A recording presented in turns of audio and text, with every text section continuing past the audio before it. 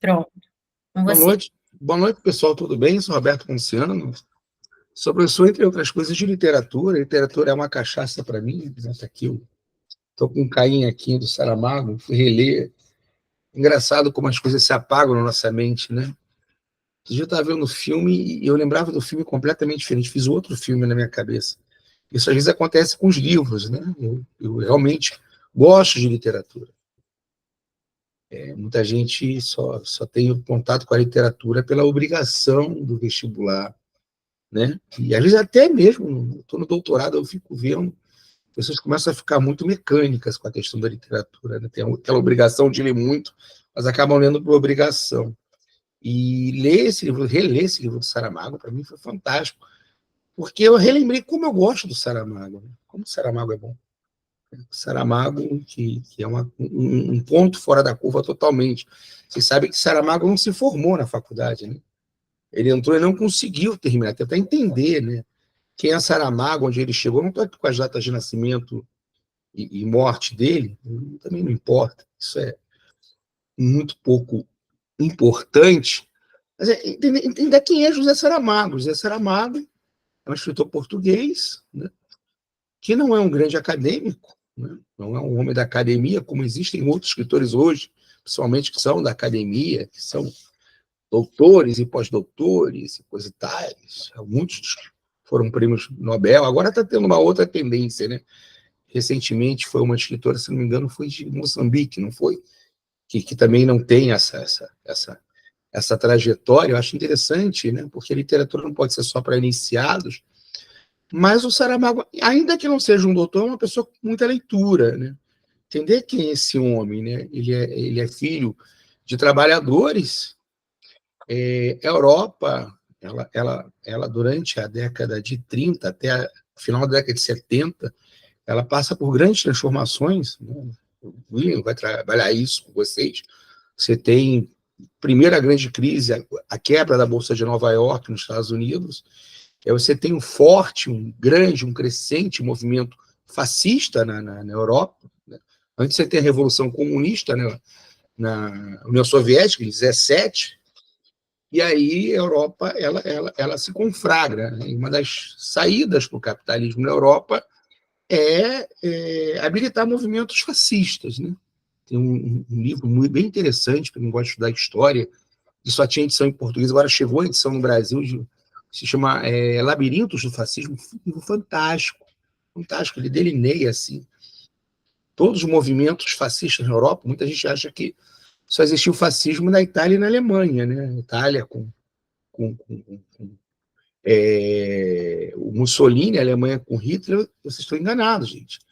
A Europa, entre Mussolini e Hitler e até o fim da Primeira Guerra Mundial, teve regimes fascistas em vários locais. A Croácia era fascista, né? A Hungria era fascista, a Áustria teve o governo fascista, a Lituânia era fascista. Então, um mapa da Europa tinha vários regimes fascistas, incluindo a Portugal. Portugal, franquismo, salazarismo, mas não só o franquismo e salazarismo. A gente não sabe, né? Integralismo o integralismo não chegou a tomar o poder. Lá foi poder. A gente teve, assim, ditaduras fascistas, inclusive com a bênção da igreja. Tá? Inclusive com a bênção da igreja. Em Portugal, por exemplo, com a bênção da igreja católica, você tem um fascismo muito forte, tanto na Hungria, né? Também um fascismo bastante católico na Hungria. Né? Se vocês virem, por exemplo, as aparições de Fátima, muita gente não sabe que tem um conteúdo político. Ali tem uma mensagem, inclusive, anticomunista nas aparições de Fátima. Você tem um mundo conflagrado, até a Guerra Fria, né? Depois da Segunda Guerra se formam dois grandes blocos, um bloco socialista e um bloco capitalista. E o Saramago está dentro disso, né? Porque o Hobsbawm chamou de o breve século XX, que é interessante. Não sei se vocês leram esse livro do Hobsbawm, né? Que ele fala do breve século XX. Agora esqueci o nome do livro. Ai, meu Deus do céu. Estou ficando velho e estou com vários problemas com o nome de livro. Uma coisa fora do comum. Não vou levantar aqui e procurar Hobsbawm, não, que vai atrapalhar a aula. E que é um conceito Hobsbawm em que o século XX começa em 17 e termina em 91. Começa com a Revolução Russa e termina com o fim da União Soviética, né? aquele movimento de revoluções socialistas que vai mudar a cara do mundo. Independente se você é comunista, não é, você é de esquerda, de direita, isso vai mudar a cara do mundo. Os direitos sociais que você tem não foram direitos dados, né? Não são direitos, não são conquistas do capitalismo, são conquistas dentro do capitalismo enquanto capitalismo. E o Saramago é um sujeito que está nesse meio. Ele é um trabalhador que vai virar um trabalhador intelectual, ele vai virar editor, vai virar livreiro, ele não tem uma educação formal no sentido de ter feito uma faculdade, mestrado, doutorado, ele não é da academia, ele tem, inclusive, que ganhar a vida. O primeiro livro dele só sai a lume com mais de 40 anos, e ele só passa a escrever metodicamente depois de 50, né? Depois de 50 anos que o Saramago começa a escrever de maneira metódica. E nesse meio tempo acontece muita coisa na vida do Saramago. A gente tem a Revolução dos Cravos em Portugal, né? Deixa eu até ver a data aqui certa da Revolução dos Cravos. Eu sempre tenho muito problema com os dados. 25 de abril de 74, Saramago era afiliado ao Partido Comunista Português. O PCP em Portugal é um partido muito importante. O PCP chega a ter 10% da votação em Portugal, o que é muito diferente de ter 10% da votação no Brasil. Tentar entender como é que é a Europa, né? Um partido na Europa, quando ele tem 10% de votação, em geral ele tem 10% de votação sempre. Então o PCP em Portugal, ele tinha simpatia durante muito, muito tempo de 10% da população portuguesa, ou seja, em cada 10 portugueses é comunista, ou era comunista. Hoje o PCP tem uma votação menor, mas o PCP tem uma votação entre 5% e 6%. Um partido relativamente pequeno, mas é um partido organizado, com a militância ali fiel, que se mantém, que não acabou, né? O PCP é um partido importante em Portugal, fez parte do Bloco de Esquerda, fez parte da Geringonça, junto lá com um movimento de esquerda que também é revolucionário, mas não está ligado ao PCB, é uma dissidência, né? Então, os trotskistas, estão as alas mais à esquerda do movimento comunista. E o Saramago, ele era um homem, um militante político, ele chegou a ocupar cargo, depois da Revolução dos Cravos, ele chegou a trabalhar, né? O Caim está aqui, o livro está aqui, o livro está aqui. Eu não sei se vocês leram, né? É importante ler o livro também, né? Porque a gente já vai entrar nisso. Então, ele é um homem de esquerda, ele é um comunista, ele é ateu. O Saramago escreveu o Evangelho segundo Jesus Cristo, o Saramago escreveu Caim, o Saramago é ateu. Tem que se entender o que Saramago fala, né? Saramago deu uma entrevista, não lembro quando, que foi bastante interessante, porque perguntaram a ele se ele era cristão. E a resposta dele foi fantástica. Saramago disse o seguinte: nós somos todos cristãos. O que o Saramago quer dizer com isso? Alguém quer responder? O que Saramago diz quando fala assim, por exemplo, aqui nesse momento, todos vocês são cristãos? O que eu quero dizer com isso, gente? Que todos vocês são cristãos. Alguém poderia dizer o que eu quero dizer com isso? Sim, que a nossa moral é cristã. Nós somos, por exemplo, monogâmicos, mesmo quem não é monogâmico. Quem não é monogâmico, tentar não ser monogâmico numa sociedade cristã monogâmica, vai ser apedrejado. A nossa moral sexual é cristã. A nossa moral familiar é cristã. Então, todos, seja você do candomblé, da umbanda, budista, judeu, ateu, você é cristão. Porque a base da sociedade, a base moral da sociedade que a gente vive, é cristã. Então, o Saramago, que ele está dizendo é o seguinte: eu não posso fazer como o Barão de Munchausen, me puxar pelo cabelo e sair disso aqui. Eu estou inserido nisso aqui. Não adianta eu ir contra a moral vigente ali, porque essa moral é a moral que determina o meu modo de viver social. Então, eu sou cristão. Eu sou ateu, mas sou cristão, porque a base da sociedade, a base da cultura é cristã. Então, é bom entender isso. O Saramago é um sujeito muito atento ao mundo.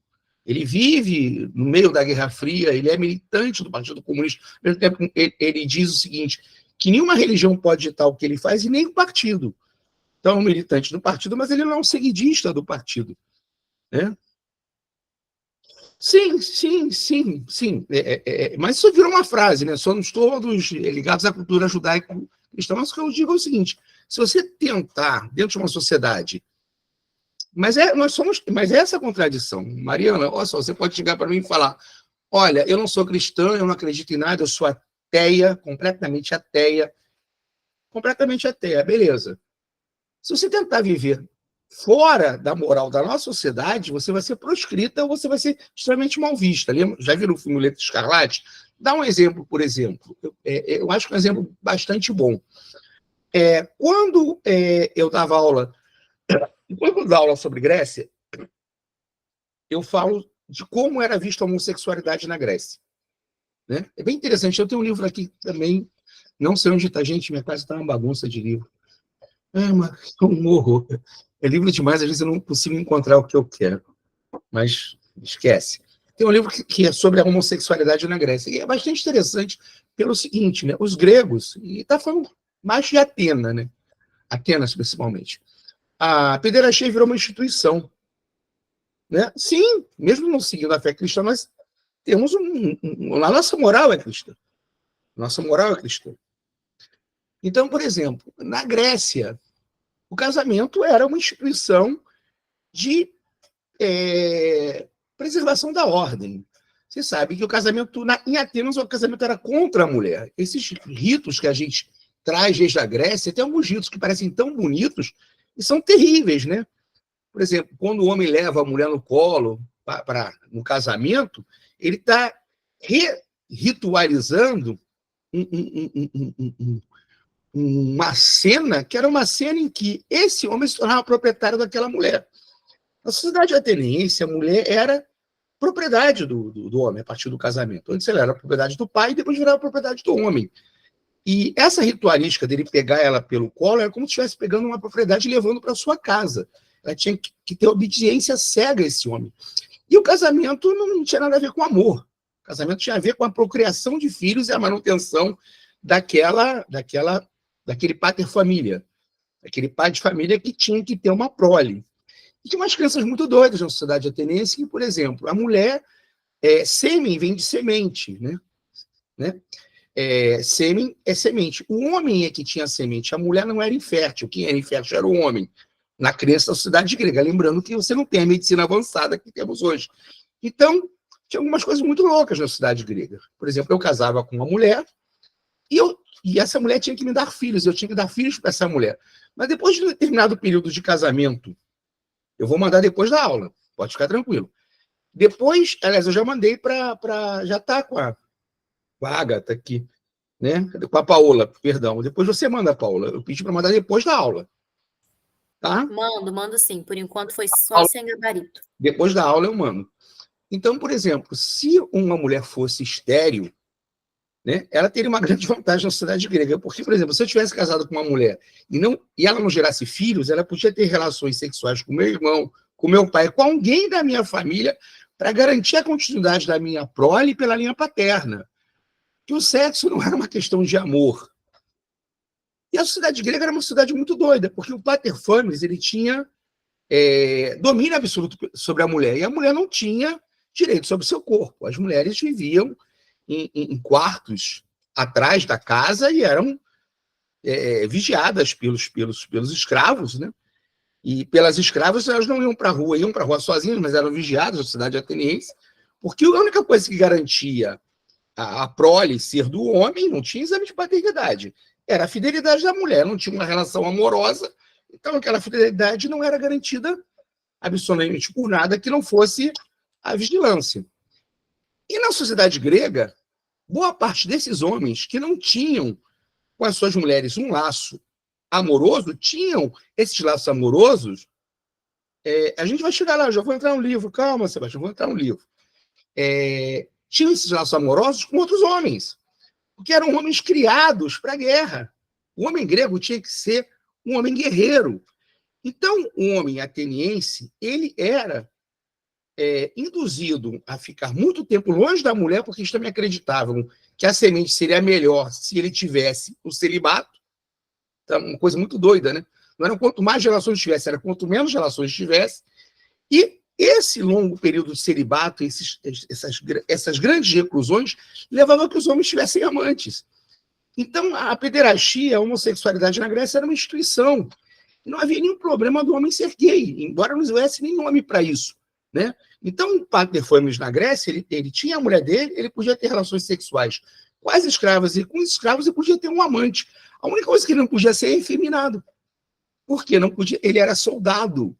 Então ele podia ser gay, ele podia ser homossexual, mas ele não podia ser feminino. Porque na guerra ele tinha que demonstrar virilidade. A gente pensar isso numa sociedade nossa, não encaixa. Fala assim, gente, mas isso não encaixa na nossa sociedade? Claro que não. Porque o homem é um ser social, então a moral é a moral de um tempo. A moral é criada naquela sociedade. Quando a gente, às vezes, fica vendo filme, isso pasteuriza o pensamento e parece que todo mundo sempre foi igual. Você vê Cleópatra branca, Cleópatra beijando na boca, o beijo na boca é uma coisa muito posterior e coisa e tal, né? Porque, efetivamente, a gente acha que todas as sociedades, todas as pessoas são iguais. Não são. As pessoas são criações sociais. Então, o Saramago, ele é um homem desse tempo, ele é um homem da Guerra Fria, ele é um comunista, ele é um ateu, mas é um cara muito atento e com muita leitura, né? Ele conhece bastante mitologia, ele conhece a Bíblia, ele conhece teologia, ele conhece vários mitos, e ele vai recontando esses mitos, né? E Caim é um livro, eu diria, pesadão, é um livro pancada, né? É um livro assim, tanto que até havia sido dito que ele foi proibido em Portugal, fui dar uma olhada, ele não foi proibido em Portugal, mas ele está no index proibitório da Igreja Católica, ou seja, Saramago foi ameaçado de excomunhão, mas não pode excomunhar ele porque ele não é católico, né? Ele foi efetivamente proibido de receber um prêmio da Comunidade Europeia, o governo português não deixou que ele concorresse ao prêmio, o que não adiantou muito que ele ganhou um prêmio Nobel, né? E, ao mesmo tempo, esse livro acabou sendo um grande sucesso, porque vendeu em poucas semanas 70 mil, porque quanto mais você proíbe, mais provoca o interesse. É um livro pequeno, né? Não é bem só a visão dogmática, não. Não é só a visão dogmática, não. É bom lembrar assim, embora ele fale que ele é cristão, o Saramago é ateu. Tá? O Saramago é ateu. E é até interessante pelo seguinte, eu reli Caim, e muito do que está no Caim, por incrível que pareça, é lugar comum em diálogos de ateus. Esses mitos bíblicos recontados, tem um livro que se chama A Bíblia Não Tinha Razão, né? Que em todos esses mitos estão assim, mas estão soltos, e sem talento, e sem gosto, e sem gozo. Esse livro é muito bem construído, né? É um livro muito bem construído, é um livro gostoso de se ler. Primeiro porque ele é um livro em que, se você for pegar as características do Saramago, se fala de um Saramago neorrealista. Para entender o que é realismo, a gente tem que ter uma aula sobre o realismo. O realismo português foi uma escola muito forte, um gênero, uma estrutura narrativa muito forte, teve grandes escritores. Você tem Camilo Tardio, A Queda de um Anjo, você tem essa de Queiroz, O Primo Basílio. Então, ele realmente leu O Primo Basílio, ele conhece, mas não é realismo, porque ele entremeia esse realismo com o realismo fantástico. É bom lembrar que Caim ele não anda só no espaço, ele anda no tempo, ele vai para frente e para trás, né? No tempo. Ele monta num burro e o burro parece mágico. Conforme ele caminha com o burro leva ele para vários locais diferentes, então ele consegue passear na passagem bíblica. E o Caim também ele é sempre um outro. Ele é uma figura dialética e dialógica, é uma maêútica. O Caim é um instrumento de inquirição, né, para efetivamente colocar uma pulga atrás da orelha de todo mundo. Tem uma frase do Saramago que eu gosto muito, que ele diz o seguinte: não deixe que nenhuma religião diga que a sua é herética. O Saramago é ateu, né? O Saramago é ateu. Mas está dizendo o seguinte: nenhuma religião pode chegar e dizer que a outra é herética. Eu não posso chegar para a Maria Luísa, eu estou chutando, tá? A Maria Luísa, ela é do Candomblé, e falar: o Candomblé é a religião do diabo. Não posso falar isso. Nem eu posso chegar para a Maria, Ana Morim, ela é de Buda, e falar: você vai para o inferno, porque minha religião predisse que você vai para o inferno. Então, ele tem uma frase bem interessante que é o seguinte: deveria estar entre os direitos fundamentais você não dizer para ninguém que a religião dela é herética. Herético é sempre o outro, né? Herética sempre tem uma passagem do livro que é lindíssima, em que o Caim vira para Abraão e fala: e as crianças de Sodoma? Elas não eram inocentes? E o Abraão fala: ai, meu Deus. Ele fala assim: seu Deus, mas não era o Deus das crianças, né? O Deus que matou as crianças de Sodoma não era o Deus delas, por isso elas morreram. Então é bem interessante e é bem construído. E é um livro bastante escandaloso, no sentido de que ele ataca o fundamentalismo religioso e ele efetivamente faz um caminho muito parecido. Tem um livro do Platão, vocês me perdoem meu esquecimento com nomes, eu tenho muito problema com nomes. Platão tem um livro delicioso, vocês lembram que o Sócrates não foi a intenção do Saramago. Vamos tentar usar a dialética, Sebastião. O que o Saramago fala? O Saramago diz o seguinte, ele fala assim, nenhum dos meus livros é político, e todos eles podem ser lidos de maneira política. Então, ao mesmo tempo em que o Saramago não tem a intenção de afrontar a Igreja Católica, ela pode se sentir afrontada. O Saramago, pediram que ele renunciasse à cidadania portuguesa dentro do Parlamento Europeu. Detalhe, não foi um deputado da direita, um deputado social-democrata. Se sentiu ofendido. Ele achou que Saramago estava constrangendo os portugueses com o livro Caim, que tinha ido longe demais, que não poderia ter feito aquilo. O livro é poderoso, o livro é pesadão. Não é um livro leve, não. Eu vi alguns comentários, vi até uma resenha na net que a pessoa fala, o livro Caim é um livro divertido. Bem, eu acho que primeiro é um livro polêmico, complexo, e tem momentos divertidos. Mas acho que a principal intenção do livro não é ser divertido. É ser realmente um livro pesado, um livro polêmico, né? Então, o Caim, primeiro, é um livro que tem essa estrutura maiútica, estava falando do Platão, né? Sim, é uma desconstrução. Um livro do Platão que eu esqueci qual é, em que ele começa a questionar, né? Que deuses são esses que precisam de sacrifícios do homem? Que deuses são esses que precisam que o homem os adore? Então, um Deus narcisista, um Deus vaidoso, então um Deus que existe, que precisa que o homem o reconheça, não é Deus. Isso, o Sócrates platônico, não à toa, Sócrates acabou tomando cicuta, né? Tomando cicuta forçado, foi assassinado pela sociedade ateniense, porque, em tese, ele teria corrompido a juventude, se colocado contra a religião da época, né? Então, o livro é bem interessante, mas o livro trabalha a maiútica, a gente tem que entender qual é a estrutura do livro. Primeiro, ele já começa questionando vários mitos, né? No Gênesis, né? Você tem lá Adão e Eva, que são criados porque Deus está lá sozinho, está meio sem ter o que fazer com a criação dele, não precisa de alguém para se espelhar, para dialogar, mas desde o momento começa uma brincadeira com o livro. Porque, por exemplo, no momento em que Eva come da fruta do conhecimento, da árvore do conhecimento, ela se sabe nua. Mas no momento seguinte, o Saramago brinca e fala, olha, eles sempre se souberam nus, eles estavam brincando com Deus. Porque o tempo inteiro esse Adão e essa Eva, eles não cometem um pecado original depois de comerem da fruta proibida. Um pecado original que, para muitas religiões, acaba sendo o sexo. Adão e Eva passam o tempo inteiro, desculpa o uso dessa expressão, mas é uma expressão mais técnica, copulando no paraíso. E é engraçado a maneira como ele brinca com essas coisas, que ele chega a dizer o seguinte, que não chega a ser tão prazeroso, porque como não tinham sido inventadas muitas posições, eles não tinham experiência com outras pessoas, acaba sendo muito repetitivo. Muito repetitivo. Então, não é bem a sexualidade.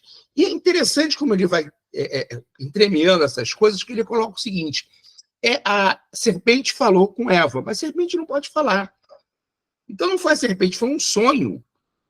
Ela foi tentada num sonho, mas num sonho, né?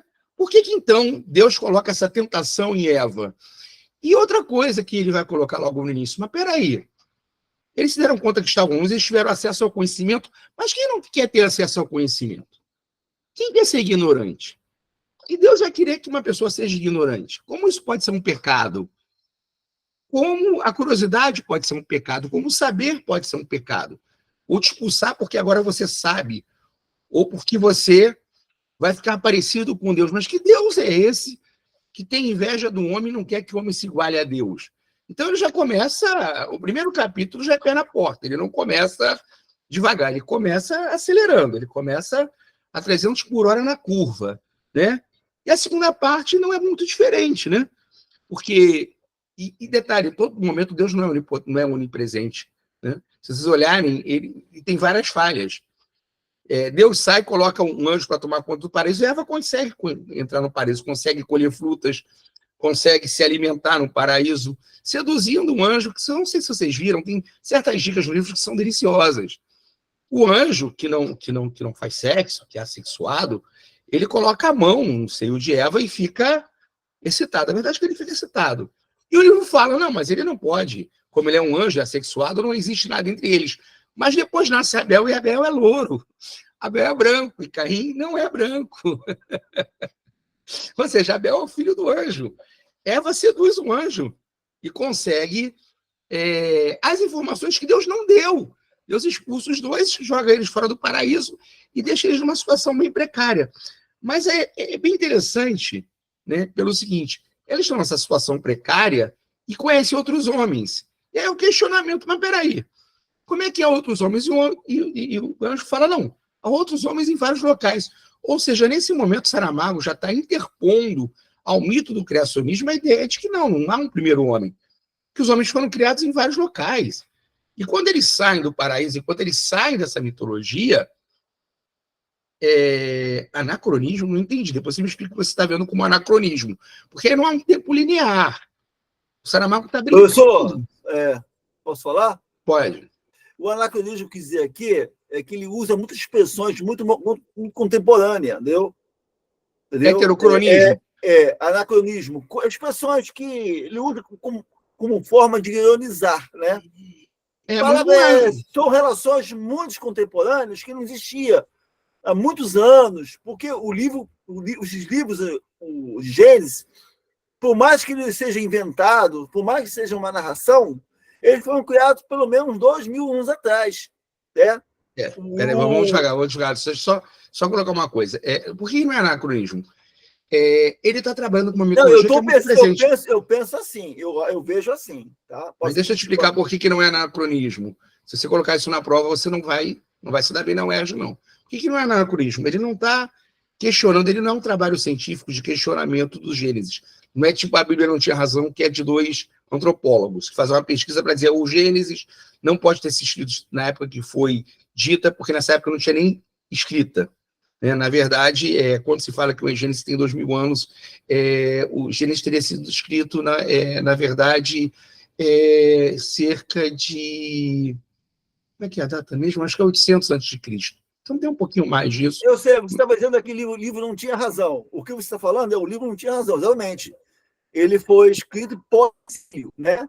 Toda a experiência, a serpente, a questão da mitologia, da criação de gente, veio da mitologia babilônica, onde o livro foi inspirado... Tá bom, Sebastião, mas deixa eu explicar porque essa resposta não vai dar certo. Não vai dar certo pelo seguinte, que ele não está questionando isso. Essa mitologia, embora seja de há 2.600 anos atrás, 2.800 anos atrás, tem efeitos no mundo de hoje. Tem gente que utiliza os Gênesis para defender o criacionismo, para trabalhar contra a teoria da evolução. Então, eu sei disso. Então, o que o Saramago está fazendo é trabalhar isso. Ele está, tanto que gerou reação, ele está desmontando essa narrativa, ele está desmitificando essa narrativa, trazendo para os dias de hoje para falar, olha, né, existem outras maneiras, outras formas de pensar. Então, essa narrativa, que seria uma narrativa inspirada por Deus, ela tem falhas e que conduzem a caminhos que podem ser caminhos de ódio, pode ser caminhos fundamentalistas, pode ser caminhos de discriminação. Isso que ele está trabalhando. Mas aí a interpretação que se dá de algumas passagens bíblicas, infelizmente, ao racismo, como ali acontece, como a cor da pele, um episódio ali que, por exemplo, o imperialismo, os países imperialismo explorou muito para explorar os negros na África e os chineses. Deixa, senão eu vou perder minha linha de pensamento, Sebastião. Eu vou continuar, aí depois eu vou dar um tempo para botar essa pergunta, senão se eu ficar nesse bate-volta, eu não vou conseguir. Eu só tenho 2 horas, então não vai dar. Aí você anota, depois eu vou abrir e a gente faz as perguntas. Eu sempre dou um tempinho para perguntas, senão eu vou perder a linha do pensamento. Tá? Então, assim, então, o livro ele começa a questionar, começa a ficar desmontando a narrativa. E nasce o Abel, né? Nasce o Abel e nasce o Caim. O Abel, que é efetivamente o cara da pecuária, o cara criador de gado, e o Caim, que é o da agricultura. E aí começa uma coisa bem interessante, que é o seguinte: O livro diz, a renarrativa do Caim, do Saramago, diz, se Deus não tivesse previsto a inveja, se Deus não tivesse criado a inveja, né, discriminando um dos filhos, né, favorecendo um e desfavorecendo o outro, não teria nascido aquela querela, porque aqueles irmãos eram unidos. Então Deus vai preferir um dos sacrifícios, né, que é o sacrifício da carne, que é o sacrifício da pecuária, contra o sacrifício da agricultura. Isso tem muito a ver também com a Bíblia ser uma narrativa de povos pastores, né? Então não é à toa que Deus prefere o sacrifício da carne. Então Caim fica irado com aquilo, né? E não é só isso, o Abel começa a escarnecer dele, começa a zombar dele, começa a se achar mais importante. Que ele, no acesso de ira, num determinado momento, ele mata, Caim mata Abel. E aí tem um dos diálogos mais interessantes do livro, que Deus vai lá, olha, você é culpado, vou te marcar, você é um assassino, você vai ser maldito. Mas ele fala, peraí, mas você não é o previdente, você não é o onipresente, onipotente, por que você não evitou isso? Por que você escolheu o sacrifício de Abel? Por que você fez nascer essa semente da ira em mim, essa semente do ódio em mim? Porque é uma discussão teológica muito antiga, né? Que eu, inclusive, dei numa aula para vocês sobre Santo Agostinho e São Tomás d'Aquino. Se Deus é onipresente, onipotente, onisciente, e o mal existe, ou ele é mau, ou ele não é onipotente, onipresente, onisciente. Essa é uma discussão interminável. Embora ele não esteja fazendo essa discussão, essa é a raiz desse diálogo entre Abel e Deus. Eu falei, mas por que você me colocou nessa situação? Você agora vem me marcar? Você não podia ter evitado isso. Por que só quis o sacrifício dele? Eu também te sacrifiquei de bom coração. Por que só o dele? Né? E Deus divide a culpa. O mais interessante é o seguinte, não só Abel é outro de Caim, como Deus é outro de Caim. Essa coisa, né? Essa coisa de que, efetivamente, esse Deus, que também é uma criação dos homens, é o outro do Caim. Essas culpas, né? Que são divididas entre Deus e Caim.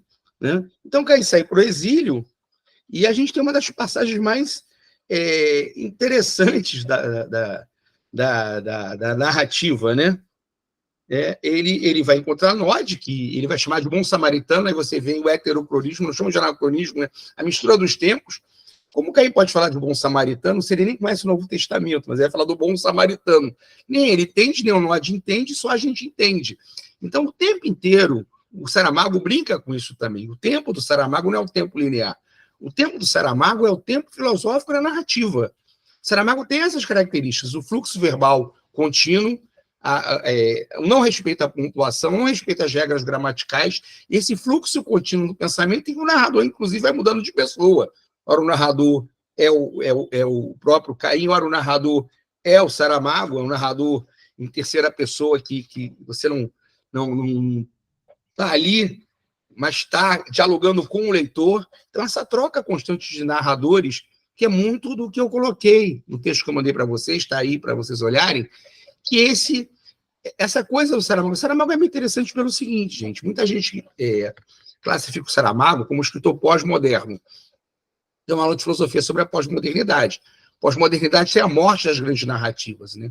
Então, o que são grandes narrativas? O socialismo é uma grande narrativa, o marxismo é uma grande narrativa, o anarquismo é uma grande narrativa. São aquelas histórias que têm começo, meio e fim, aquelas ideologias de sistemas, né?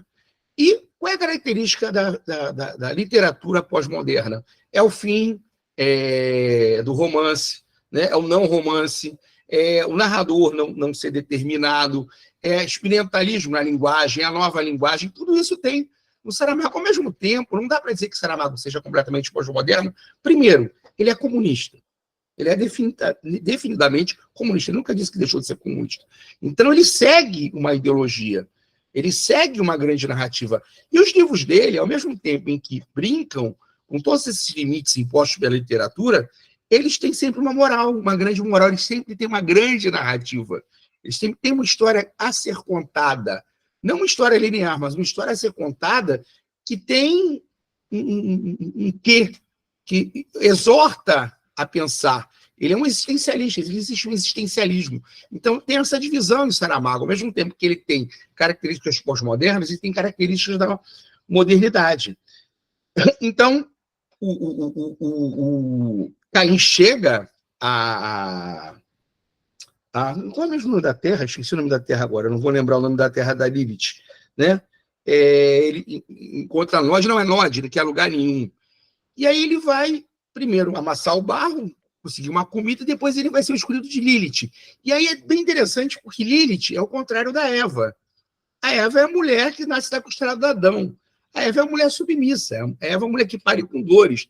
A Eva é a mulher que não tem voz. É interessante as marcas em defesa da mulher que o Saramago vai colocando.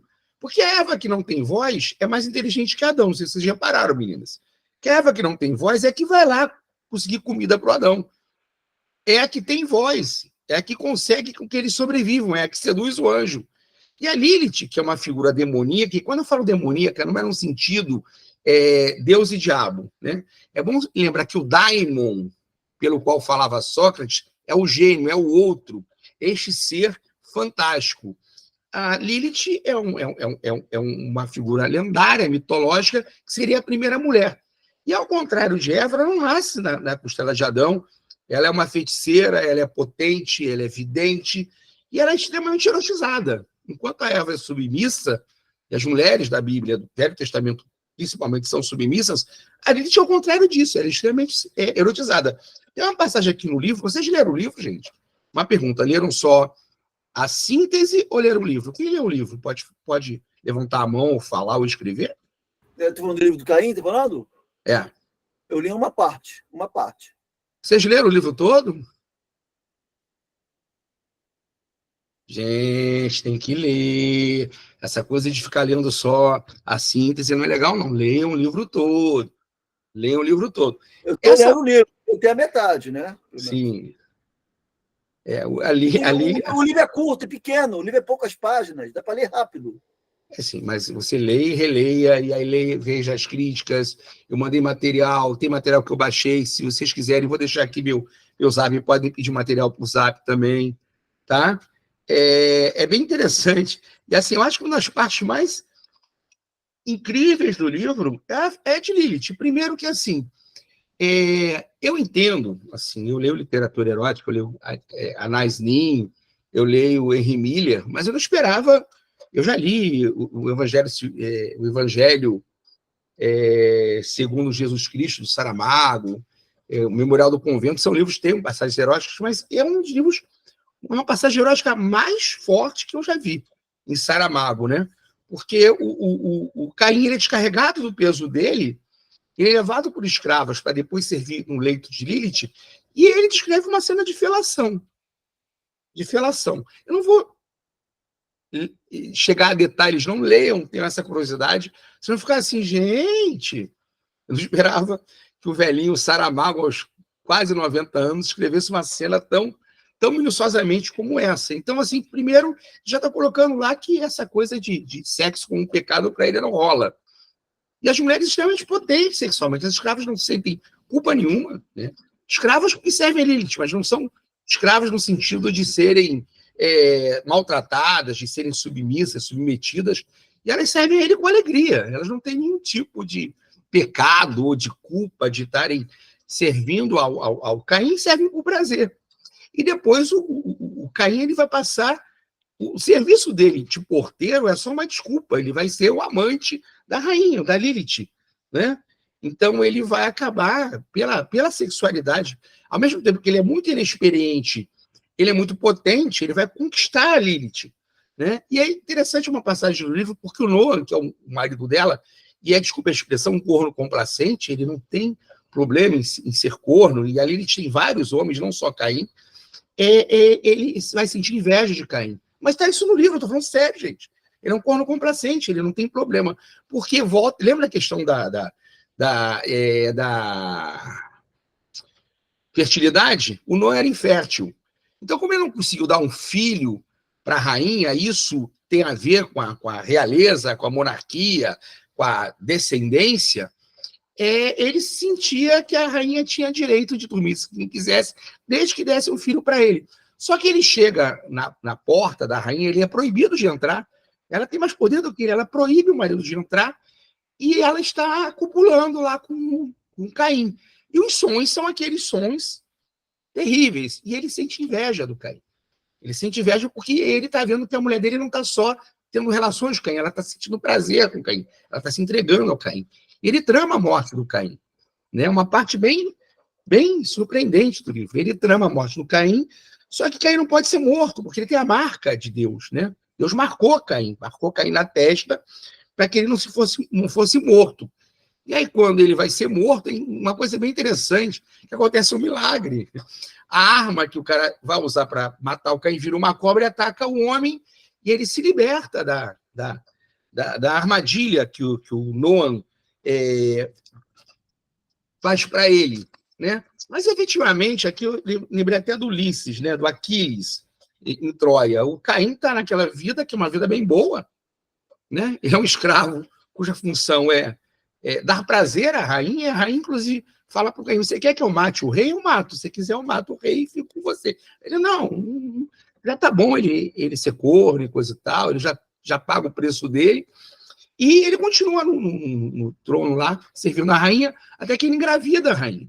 A rainha fica grávida do Caim, e aí se cria uma felicidade, uma relação de felicidade dos três, porque o Noam agora vai ser pai de um filho que não é dele, mas que vai ser o herdeiro dele. A rainha vai ter um filho, todo o reino está feliz, e os escravos é que pagam com a vida a tentativa de assassinato do Caim. Né?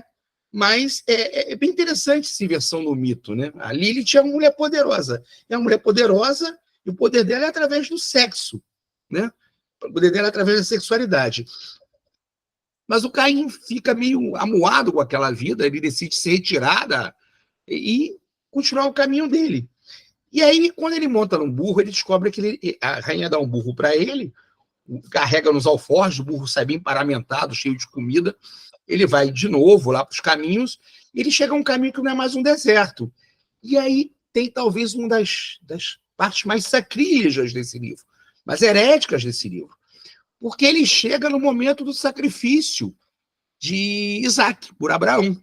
Abraão vai sacrificar Isaac, e é uma das partes mais hilárias do livro, né, porque tem uma ironia muito pesada nisso aí. E aí o Caim suspeita: olha, esse cara vai matar esse garoto.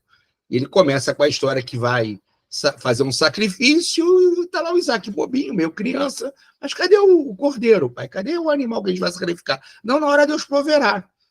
Na hora que o Isaac levanta a mão para matar o próprio filho, ele vai e segura a mão do Isaac e fala: não, você não vai matar seu filho. Se começa assim, começa se matando um cordeiro, daqui a pouco estão matando gente. E imagina que tipo de pai é você que é capaz de, por uma crença, matar o próprio filho. É uma inversão absoluta do mito do Velho Testamento. Imagina o grau de sacrilégio. Porque o mito do Velho Testamento, em que se baseia a ideia da Terra Prometida, é a aliança entre Abraão e Deus pelo sacrifício do próprio filho. E aí Caim vai dizer: esse Deus é mau. Um Deus que pede para um pai sacrificar o próprio filho é um Deus mau. Como é que você segue esse Deus? E o próprio Isaac, quando sai do sacrifício, vira para o pai dele e fala: mas pai, se o cara não chega, você vai me matar. Não, Deus mandou um anjo, e o anjo chega atrasado. O mais hilário talvez a passagem mais hilária desse filme, tem um engarrafamento lá no céu. O anjo está descendo, aí tem problema na asa, ele chega atrasado. E aí o Caim começa a discutir com o anjo, fala: olha, você chegou atrasado, quem salvou? Não foi Deus que salvou coisa nenhuma, nem você, fui eu que salvei. Eu, o assassino, salvei. É uma inversão total. O assassino se torna aquele que salva. E o anjo fala: mais uma racionalista, mais um que quer racionalizar tudo. Os desígnios de Deus são inescrutáveis. Ele fala: isso, estou cansado disso. Estou cansado dessa história de que os desígnios de Deus são inescrutáveis. E aí, então, uma total inversão na narrativa bíblica. Né? É colocada nu. Então, tudo aquilo no qual se baseia a ideia do povo escolhido, nesse momento, é questionado. Então, é muito herético essa parte. É muito sacrílega. Por isso que a Igreja Católica entrou com o pé na porta. Por isso que a Igreja Católica ficou tão... É até espantosa a escolha da UERJ, uma escolha muito corajosa, um livro desse. É um livro pequenininho, mas é tiro, porra de bomba. É um livro bem pancada, né? É um livro bem pancada, e o Isaac sai pau da vida com o pai, e o pai explica a religião dizendo assim: a nossa religião é assim. E é bem interessante pelo seguinte: muitas vezes é isso, né? Você segue essa religião, não importa qual é a religião, A, B, C, D, ou não, porque meu pai seguia, minha avó seguia, meu tio-avô seguia, tá, mas Você já pensou nela? Não, sigo porque todo mundo segue e assim se vai, né? Então, é bem interessante essa parte do livro, né? Faz todo sentido a revolta da Igreja Católica, né? Faz sentido desde o início, mas agora, então, imagina, né? Não só da Católica, qualquer igreja que lê esse livro não vai gostar, não. E, inclusive, eu não vou nem ler a parte, e tem uma parte nesse texto que é extremamente pesada, e que a Folha, esse jornal, esse pastiche de direita, fez questão de realçar, né? Mas ele fala que, por exemplo, tem uma parte em que Caim fala: esse Jeová é tão cruel quanto Baal, que devora seus 6 filhos. Ele quer devorar o filho dos outros, né? Então ele continua a viagem, né? E tem uma coisa muito interessante, né? A frase dele, que a história do homem é a história do desentendimento com Deus. Então Caim, ele vai até Babel, né? E é bem interessante Babel, porque ele não fica muito tempo na narrativa em Babel, mas ele fala o seguinte: por que Deus parou Babel? Se era um monumento à sabedoria, se era um monumento ao entendimento, se era um monumento ao congraçamento dos povos, que os povos podiam chegar tão alto quanto Deus, mas que Deus é esse que não quer que a sua criatura se iguale a ele? Por que esse problema? É um Deus invejoso, rancoroso? Isso o tempo inteiro, tá, gente? É uma narrativa o tempo inteiro especulando isso. Então, um Deus de rancor, um Deus de inveja. Por que o homem não pode se alçar? Por que o homem não pode ser divino? Por que o homem tem que ser rebaixado? Né? Mas é uma passagem muito, muito perto. Né? Ele vai para Sodoma e Gomorra, e Sodoma e Gomorra é aquilo, né? É bem interessante ter um diálogo entre Abraão e Deus, que parece que Abraão está tentando Deus. Deus fala: olha, se tiver 50 homens justos em Sodoma e Gomorra, eu não sacrifico ninguém. Abraão, tá, Deus. Mas se eu não achar 50, 45, você salva? Salvo. Não, pai, se eu não achar 45, salvo. E 30, salvo. Deus fala: peraí, Abraão, qual é a tua? Vamos lá, meu irmão, fala qual é a tua. O que você quer? Se eu achar 10 pessoas justas em Sodoma e Gomorra, você salva Sodoma e Gomorra? Ele fala: salvo Sodoma e Gomorra com 10 pessoas justas. Você imagina Sodoma e Gomorra, as cidades circunvizinhas. Nessas cidades não haveria 10 homens justos. Lembrando que essa parte da Bíblia, ele deixa bem claro isso. Você sabe o que significa sodomia, gente? Alguém sabe o que significa o termo sodomia? Eu acho que vocês devem saber, né? O que significa sodomia? Gente, esse vocabulário de vocês não está rico. Sexo livre. Sodomia é... Não. Sodomia eu sei o que é sodomia. É aquele sexo grupal, não. libertinagem. Sodoma, eu me lembro de Sodoma e Gomorra, né? Sodomia é sexo, principalmente sexo anal. Sodomia é sexo entre homens. Tanto coito anal. Isso, exatamente. Coito anal é sodomia. Por quê? Tem uma passagem quando Abraão vai até Lote para salvar Lote, que é uma das passagens mais bizarras da Bíblia, em que Lote, para salvar os anjos, oferece as filhas para que os homens da cidade tenham prazer com elas. Eles falam: olha, os anjos não, mas as minhas filhas estão aqui, quem quiser, por favor, pode ter coito com elas, mas poupem esses 2 homens que são santos. E aí, nesse ponto, é interessante porque o Saramago não se fixa nisso, pula, mas ele deixa bem claro: olha, tem alguma coisa esquisita aí, né?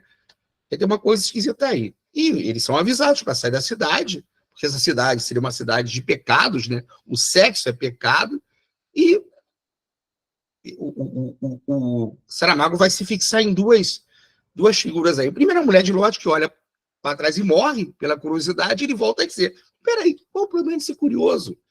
Então você pune primeiro Eva e Adão por comerem da árvore do conhecimento e pune uma mulher porque olhou para trás, que viu o que estava acontecendo, e quem não quer ver o que está acontecendo? Quem não quer saber o que está acontecendo? Quer dizer que a gente tem que ficar cego? Então essa mulher foi assassinada por nada, e Sodoma e Gomorra são arrasadas, né? Completamente arrasadas, não sobra ninguém. E aí Abraão fala: Deus é justo, né? Deus é justo. Ele matou porque não tinha ninguém que prestasse. Aí tem uma parte do livro que é impressionante. O Saramago consegue dizer muito com muito pouco. Você tem que pegar pistas do livro. Ele fala o seguinte: e as crianças? Aí o Abraão fala: ai meu Deus. Eu falo assim: o seu Deus, não o Deus das crianças.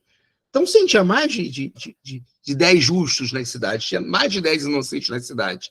Então ele fala, que Deus é esse que mata as pessoas? Né? Se eu sou assassino, Deus também é. E vocês vão notar uma outra figura nesse livro que é bem interessante. Ele tem uma marca que é pequena, e a marca dele vai aumentando. E ele tem esse diálogo com Deus. Como a marca de... Vamos lá, gente. Por que a marca de Caim vai aumentando se ele não está matando mais ninguém? A marca de assassino dele está aumentando. Alguém tem uma pista sobre isso? E a marca do Caim está aumentando se ele não está matando ninguém? Alguém tem alguma ideia? Se ele é o outro de Deus, quem está matando? É Deus. Ele está sendo testemunha dos assassinatos de Deus. Ele está falando assim, pera, mas eu sou culpado porque matei uma pessoa? E esse cara que mata as cidades todas, está tudo bem? Esse Deus da morte, esse Deus da vingança, está tudo bem? E ele vai continuando mostrando essas incongruências, né? Tem o episódio do bezerro de ouro, em que todos aqueles que adoraram o bezerro são mortos pelos próprios judeus, são os judeus matando os judeus.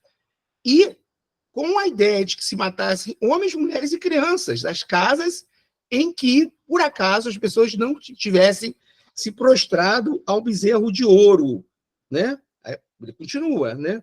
Aí ele vai pegar, depois dessa matança, ele vai até as filhas de Lote. E vai pegar a questão do incesto, o incesto que é sagrado na Bíblia. São as duas filhas que não podem conceber porque não têm homens, embriagam o próprio pai, tem relação incestuosa com ele e ficam grávidas. E aí tem mais uma coisa muito interessante, que ele quer pegar incongruência mesmo no relato. Olha, ele fala, olha, eu sou um homem, e ninguém pode ficar embriagado e perder a consciência sem perder também a ereção. Então, ou ele não estava bêbado o suficiente, né? E está mentindo, né? Essa história é mentirosa. O que o Isaac vai dizer, Isaac não, o que o Caim vai dizer do Lote, que ó, você está mentindo. Você se aproveitou da situação e está tudo bem dito aqui, porque efetivamente tem que criar uma descendência, essa descendência tem que continuar, e para isso a gente abençoa até o incesto, lembrando com a relação de pai com filha, né? Então ele vai continuar nessas narrativas, vai falar sobre a guerra com os levitas, vai falar do massacre, inclusive do massacre em Jericó, e é bem interessante porque tem um diálogo, né? Deus vai tirar Josué e falar, vem cá, vamos conversar, meu filho.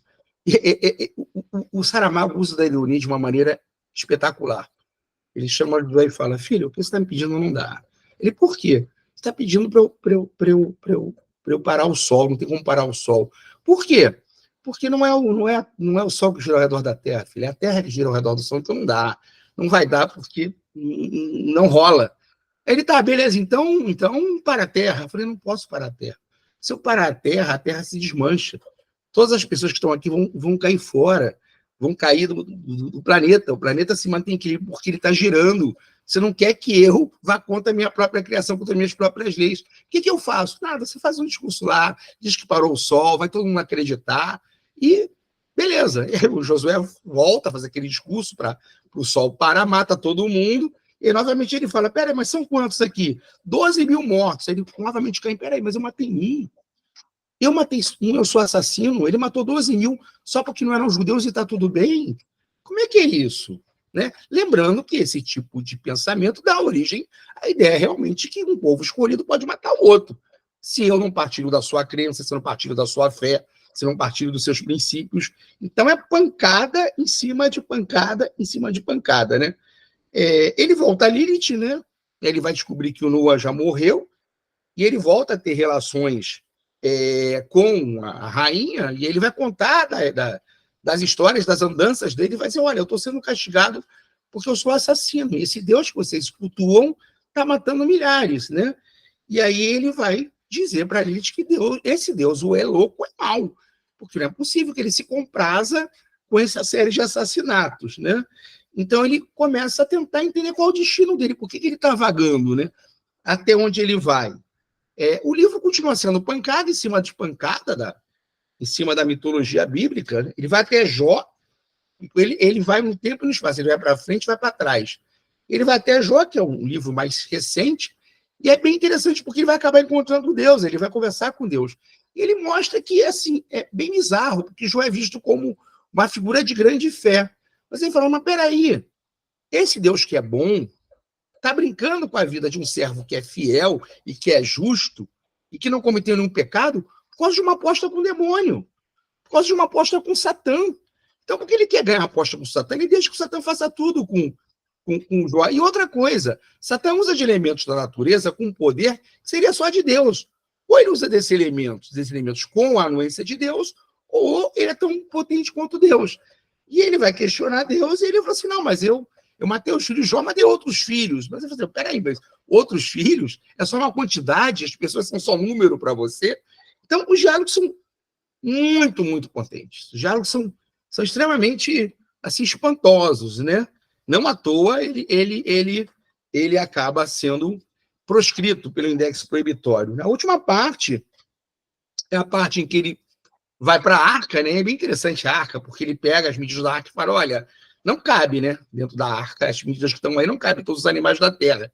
Como é que vai colocar todos os animais da terra aí? Ele dá uma solução que é mágica, por isso que ele trabalha com o realismo fantástico, então Deus manda uns anjos para aumentar a arca e transferir a arca para outro lugar, para a arca flutuar, e aí são colocados todos os animais, mas ao mesmo tempo ele está brincando com isso, porque até um unicórnio entra na arca. Ele entra, fica um tempinho lá e vai embora, ou seja, ele está dizendo que tudo aquilo é mito. E ele vai perguntando, e a pulga? Essas brincadeiras que se fazem com a arca. E, por último, ele está na arca e, novamente, a sátira, né, com todos os elementos que são sagrados, né, o Caim é novo, né, ele é um jovem no livro, embora ele ande no tempo e no espaço, nesse período não se passa mais que 10 anos. Então, ele copula com as noras do Noé, para que se dê uma prole numerosa, porque isso é uma promessa que é feita a Noé, depois que a arca descer, e copula até com a mulher de Noé. E é uma coisa interessante, porque num determinado momento, Noé chega e fala, não, você tem minha anuência. E como você parece ser mais jovem, mais potente que meus próprios filhos, eles também vão ter que dar anuência. Ou seja, desde que tenha... o único casal que não entrou na arca foi o casal de Cupim. Vocês têm a minha anuência para continuar a humanidade. Mas o livro ele tem uma parte bem interessante, que é a vingança de Caim. Então, o projeto de Deus é acabar com aquela humanidade, porque aquela humanidade era vil, aquela humanidade era pecadora, aquela humanidade era blasfema. E ele vai perguntar, tá, e quem garante que a próxima humanidade vai ser diferente? Quem garante que a próxima humanidade não vai ser vil, não vai ser pecadora, não vai ser blasfema, não vai ser preguiçosa, não vai jogar, não vai beber, não vai trair? Quem garante isso? Você vai destruir todo mundo para recomeçar, como você já fez lá em Sodoma e Gomorra e vai dar certo? Ele decide se vingar de Deus. Morre uma das noras de Noé, e Noé mostra um descaso total. E Caim fica com um ódio tremendo do Noé. E já não tem nenhum peso de matar, porque se ele matou uma pessoa, Deus já matou quantos nessa narrativa? Bota aí milhares e milhares. E agora, com a Arca de Noé, milhões, né? Que ele matou todas as criaturas do mundo. Ele começa a matar as pessoas dentro da arca, né? Ele se livra dos 2 filhos de Noé, a mulher, uma das noras de Noé já morreu, ele mata a outra nora de Noé e mata a mulher de Noé, ou seja, a humanidade não pode prosseguir. Quando Noé vai inquirir a ele fala, fui eu que matei. Eu quero acabar com o plano desse Deus tão cruel. Noé fala, como é que eu vou prestar contas a Deus? Isso não é um problema meu. Você é um assassino, eu sou um assassino. Deus matou a humanidade inteira, sendo que eu sou assassino. E o Noé se mata. O Noé tem que prestar contas a Deus, não tem como ele vai prestar contas a Deus, né? Se ele não vai continuar a humanidade. E Deus não é onipotente nem onipresente. Por quê? Deus não está sabendo de nada. Quando a arca desce, baixa, ele chama Noé, sai Caim. Ele falou, cadê Noé? Noé se matou. Como assim? Ele falou, você não sabe tudo? Como é que você não sabe? Noé se matou. E como é que eu vou continuar a humanidade? Ele falou, mas quem matou a humanidade foi você, isso não é um problema meu. Né? Se você matou a humanidade uma vez, você, né, vai matar de novo? Por quê? Então, o final do livro é bem interessante, né? Porque no final ele diz que fala, agora me mate. Ele fala, não vou te matar porque eu te prometi que não iria te matar. Ele fala, que adianta você não me matar se você já devorou o meu espírito? Né? Então ele chega para Deus e fala, haveria que chegar um dia que alguém te coloque sobre tua verdadeira face. Quer dizer, é um livro extremamente inquietante, é uma antimitologia, ele reconta muitas mitologias da Bíblia, e eu estou com a impressão que outros professores estão. Eu acho que a UERJ, mais que tenha tido a coragem de colocar esse livro, ela talvez não faça as questões que eu vou fazer. Talvez ela se foque muito em estilos literários, em figuras de linguagem, em português, porque, efetivamente, se colocar uma questão sobre Lilith, por exemplo, é uma questão que vai dar uma polêmica fora... Eu botei, mas se a UERJ colocar, vai dar uma polêmica fora do comum. Então, é um livro bastante inquietante, um livro bastante potente, e é um livro bastante polêmico, né? Bastante polêmico. Pessoal, perguntas, antes que eu entre nas questões. Perguntas, gente.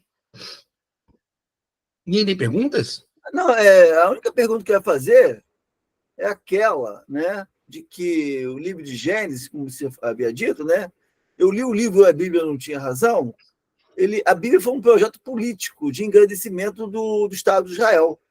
Uhum. E tinha que fazer uma criação, uma mitologia da criação, justamente com aqueles elementos, né, como cobra, né, que é da mitologia babilônica, né, que nasceu lá, e a criação da grandiosidade, que eram tribos, né, eram povos tribais, na realidade, criou uma questão criou uma civilização muito forte, né, grandiosa, como Salomão, né, os templos de Salomão. Isso foi quando eu falei o anacronismo, mesmo assim, a Bíblia, de qualquer forma, ela é um livro antigo. Não tem jeito, é um livro antigo.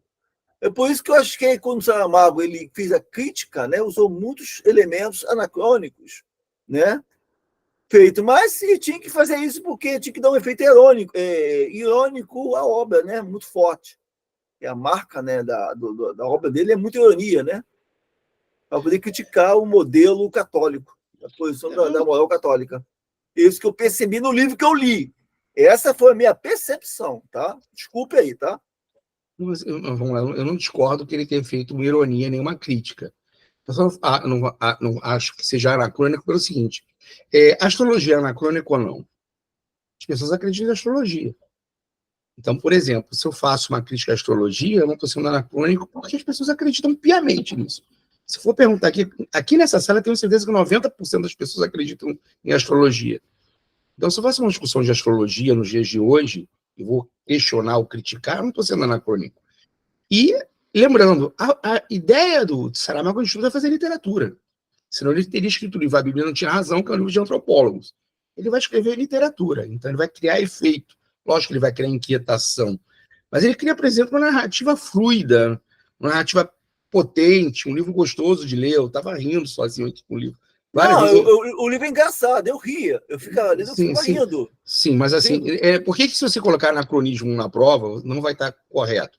Porque, assim, independente se você critica uma obra, por exemplo, a Ilíada, a Odisseia, são obras anacrônicas, né? Por exemplo, se pegar os mitos gregos são anacrônicos, você pegar toda a psicanálise é assentada em livros gregos, Complexo de Édipo, quem foi Édipo, né? Então tem as interconexões, tem as confluências.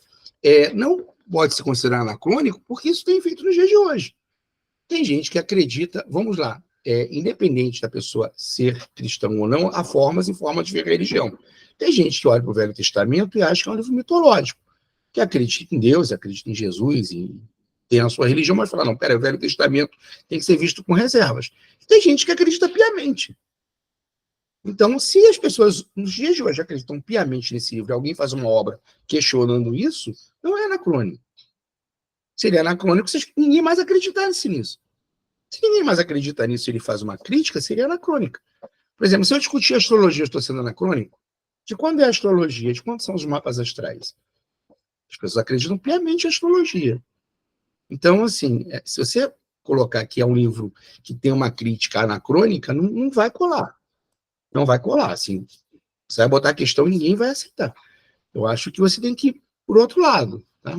Estou falando em relação ao UERJ. Você tudo bem. Não, o UERJ eu não vou colocar, porque é um risco muito grande que eu posso correr. Eu entendo disso, porque é uma coisa minha. Eu não posso colocar uma opinião pessoal, crítica pessoal, numa banca da UERJ, claro. Não vou fazer isso. E o máximo que eu posso fazer é criar uma relação, uma intertextualidade, uma linguagem moderna, né, com texto antigo, né?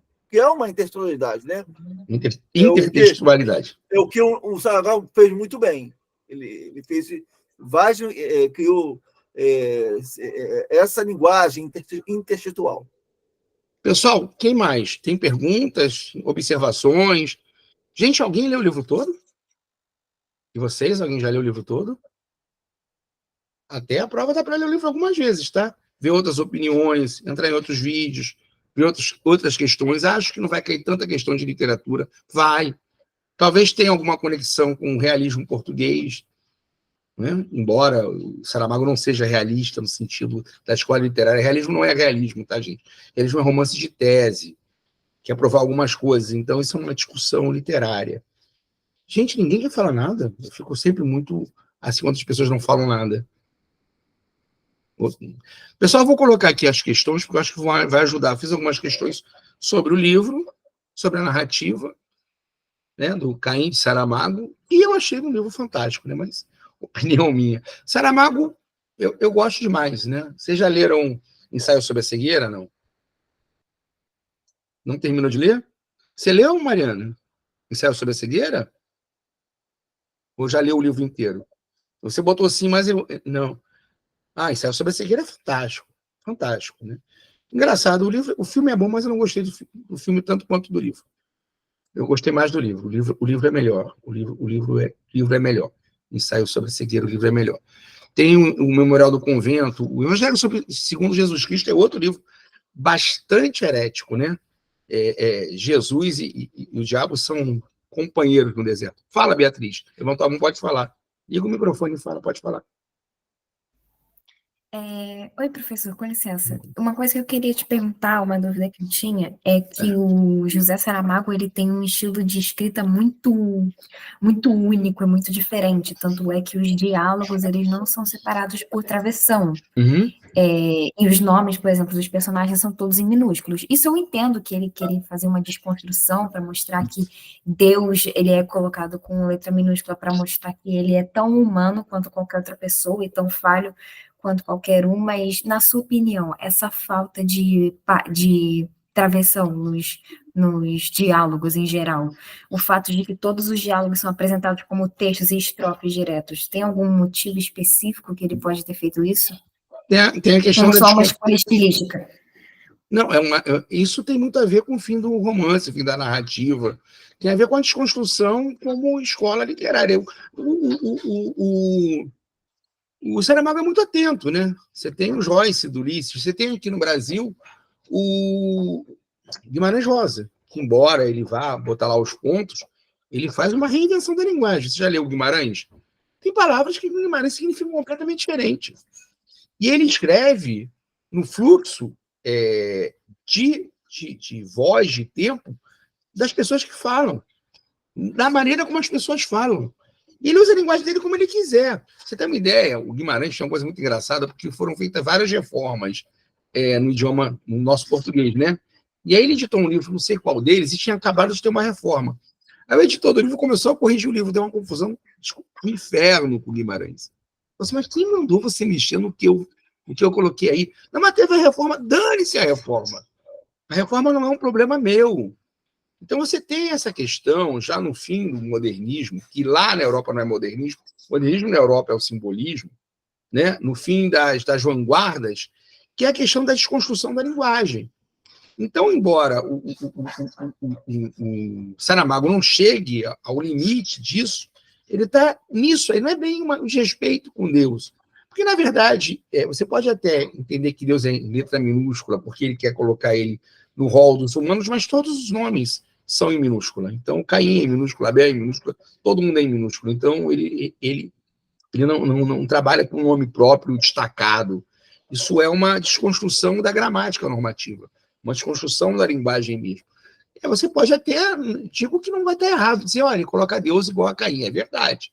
Mas eu não sei se a intenção dele ao grafar Deus com minúscula seja essa.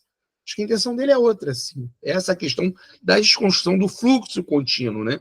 Se, por exemplo, durante o surrealismo, você tem um poema fluxo. O que é o poema fluxo? Por exemplo, se eu começar aqui a falar, que vier na minha cabeça, experimentar. Eu estou escrevendo um poema, tem gente retomando isso, inclusive. Tem gente que está fazendo um poema fluxo gravado. Isso é poesia, não é poesia? Né? É ou não é? É uma grande discussão. Tem gente que, por exemplo, acha que não. Foi legal experimentar e coisa e tal, mas essa desconstrução tem um limite.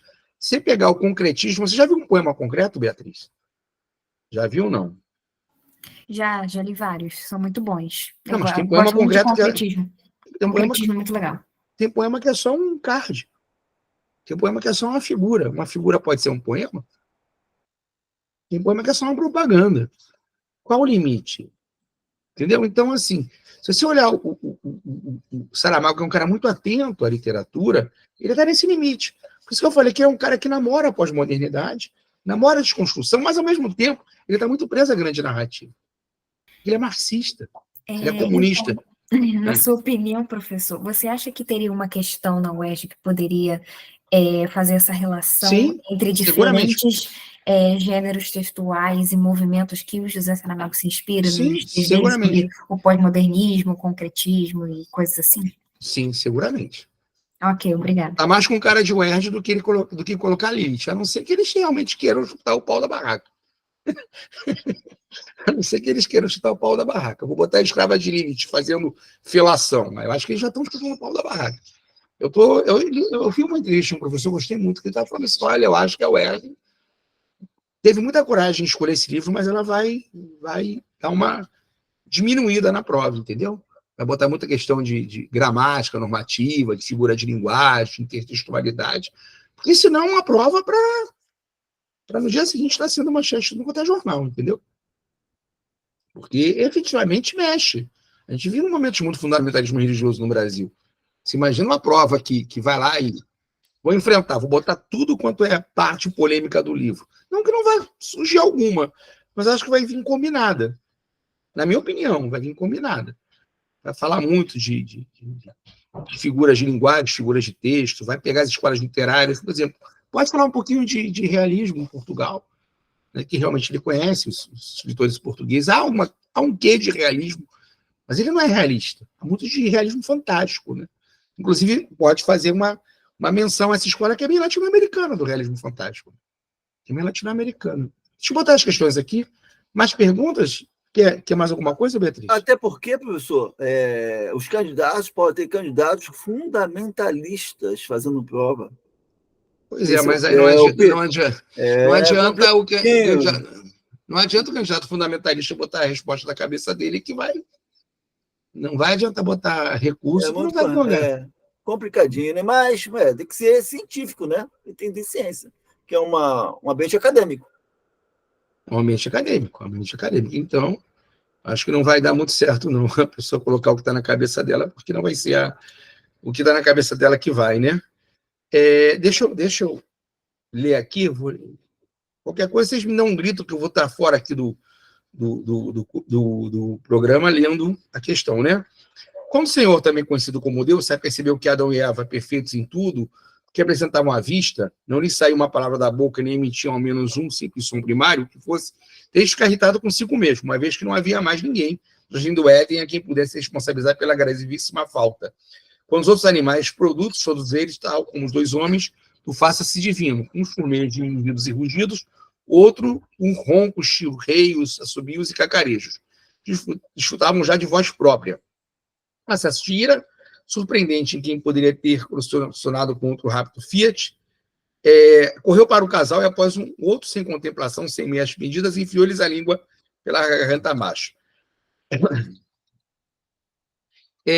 Aqui, ó, a primeira pergunta logo. A cena retrata uma reescrita modernista e bem-humorada do Gênesis bíblico. Na narração, a violação de determinadas regras ortográficas revela o quê sobre o estilo de Saramago? Essa questão da desconstrução, essa questão do namoro com o fim do romance, essa questão do experimentalismo pós-moderno. Já coloquei como primeira questão. Né?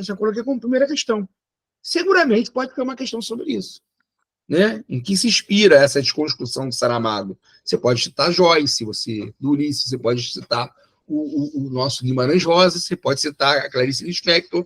Isso não é uma coisa só do Saramago, tá? Essa coisa da desconstrução. Então, depois eu vou mandar para vocês como é que se fala? O gabarito, tá bom? Caim tem caráter de sedição, uma vez que ele se rebela com a figura de maior autoridade existente, inclusive em relação ao castigo. Deixa eu botar aqui deixa eu vou tirar esse aqui. Eu vou colocar o com, como se fala? Com gabarito, porque já me facilita também. Senão tenho que repensar tudo que eu escrevi no gabarito. Quero me ajudar também. Essa hora, depois de 3 horas na CLAT, né? Questões sensativas com gabarito. Cadê o gabarito? Está ali embaixo? Tá aqui. Deixa eu colocar aqui. Porque me facilita também, gente. Eu já estou no meu limite do cansaço. Hoje eu estava falando com a Paola, acho que vocês não ouviram, né? Eu venho de 3 horas de tradução simultânea na CLAT. Hoje eu estou só o pó de cansaço. Foi? Foi, né? Vou voltar lá. Então, peraí, cadê você? Então, a resposta que eu dei no 1 é que a questão, a subversão das hierarquias, uma vez que até mesmo Deus é antropomorfizado e passível de manifestar sentimentos negativos. Saramago, autor com características modernistas e pós-modernistas, utiliza da violação das regras da gramática tradicional com estilo de escrita, para aproximar-se da língua coloquial do fluxo verbal contínuo do pensamento. Essa é a resposta que eu botei na 1, né? A resposta da 2. No mesmo diálogo, Caim lança para Deus essa divisão de culpa. Então, ladrão é o que vai à vinha como aquele que fica a vigiar o mundo e vigiar o guarda, disse Caim. E esse sangue reclama vingança, insistiu Deus. Se é assim, engarteás ao mesmo tempo de uma morte real de uma outra que não chegou a ver. Explica-te. Não gostarás do que vais ouvir. Aqui, Beatriz, olha só o fluxo contínuo, sem nenhuma separação, sem pontos, sem travessão, sem nada. O diálogo se misturando. Não gostarás do que vais ouvir. Isso, não te importe. Fale, é simples. Matei Abel porque não podia matar-te a ti. Pela intenção estás morto. Ou seja, Caim queria matar Deus. Esqueci até disso, gente. É uma das partes mais importantes do livro. Caim queria matar Deus. Ele quis matar Abel porque queria matar Deus. Queria matar Deus porque ele colocou a inveja, porque ele colocou a ira. Então ele tinha revolta contra Deus por ter preferido Abel, por não ter sido justo, por não ter sido equânime. Matei Abel porque não podia matar-te a ti, pela intenção está morto. Compreendo o que queres dizer, mas a morte está vedada aos deuses. Sim, embora devesse carregar com todos os crimes cometidos em seu nome ou por sua causa. Deus está inocente. Tudo seria igual se não existisse, diz Caim. Mas eu, porque matei, poderia ser morto por qualquer pessoa que me encontre. Não será assim, farei um acordo contigo. Uma pessoa que... Um acordo com réprobo, perguntou Caim, mal acreditando no que acabara de ouvir. Diremos que é um acordo de responsabilidade partilhada pela morte de Abel. Reconhece então a tua parte de culpa? Reconheço, mas não digas a ninguém. Será um segredo entre Deus e Caim. José Saramago faz uma reescrita literária do Gênesis, um livro iconoclástico em que Caim não é só o duplo de Abel, mas o debatedor da consciência de Deus. Ainda que pequeno, o livro é denso e de difícil penetração.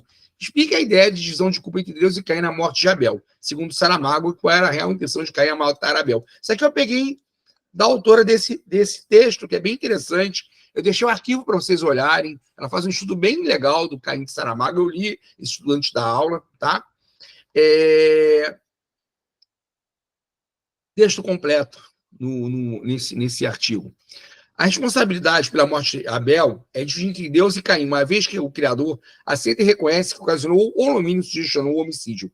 Todavia, outra coisa chama a atenção ainda nesse excerto do texto. A morte é representativa de Deus, uma vez que o desejo de Caim era matá-lo e não Abel. Como nos Deus é verdade a morte física, há uma morte real para simbolizar aquela que não é possível. Além disso, Caim faz uma afirmação ainda mais contundente, ao declarar que, embora devesse se carregar com todos os crimes cometidos em seu nome ou por sua causa, Deus está inocente. Ou seja, essa parte é bem interessante, tá? Uma discussão filosófica. Você tem muitas mortes que são...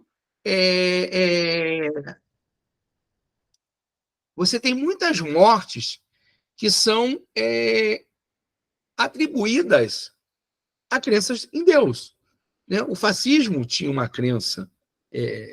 tolerada pela igreja, a Inquisição, colonialismo. E essas mortes nunca são debitadas aos deuses, né? Ficam só na conta dos homens. Então, ele está discutindo, está questionando. Né? Quanto dessas mortes estão ligadas a Deus ou à deidade? Em outras palavras, Deus deverá carregar para si todos os crimes cometidos em seu nome, que Caim sugere não serem poucos, mesmo na infância do mundo. Pois se ele não existisse, esses mesmos crimes seriam evitados, incluindo a morte de Abel. Bem interessante essa resposta, né? Não sei se o Erg vai colocar uma questão como essa, mas é um dos pontos altos do livro, essa discussão da responsabilidade de Deus ou da deidade nos crimes. Leia com atenção o fragmento abaixo, retirado da obra Caim de José de Saramago. Chegando ao lugar de que o senhor tinha falado, Abraão construiu um altar e acomodou a lenha por cima dele. Depois atou o filho e colocou-o no altar, deitado sobre a lenha. Ato contínuo põe uma faca para sacrificar o pobre rapaz.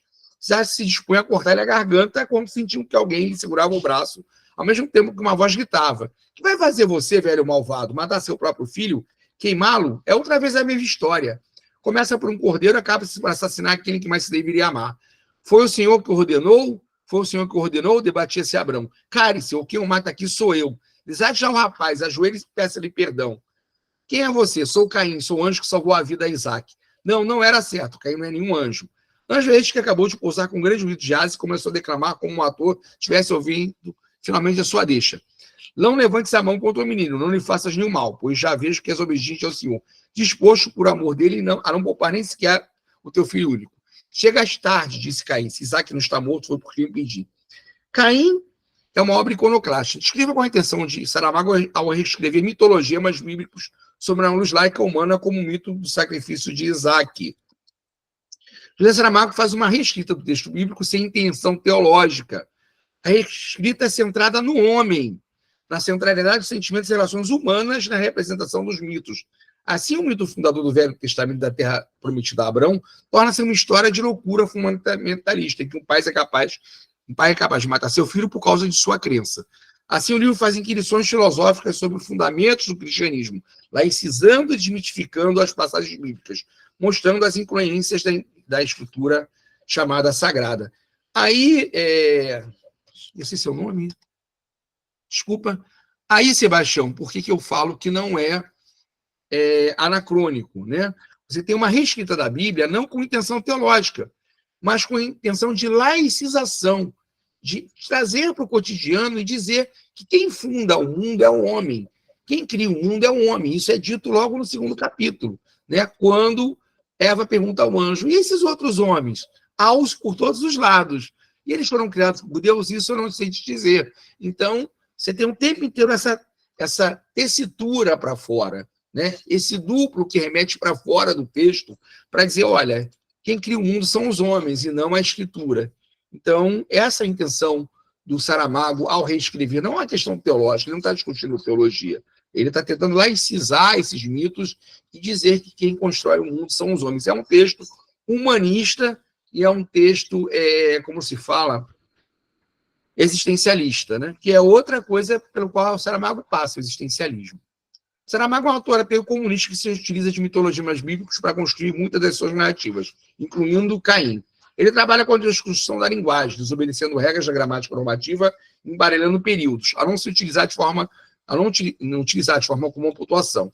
Ao mesmo tempo, ao ser comunista e neomarxista, e se utilizar dos mitologias da Bíblia para fazer suas narrativas, ele se utiliza de uma estratégia que está ligada ao modernismo.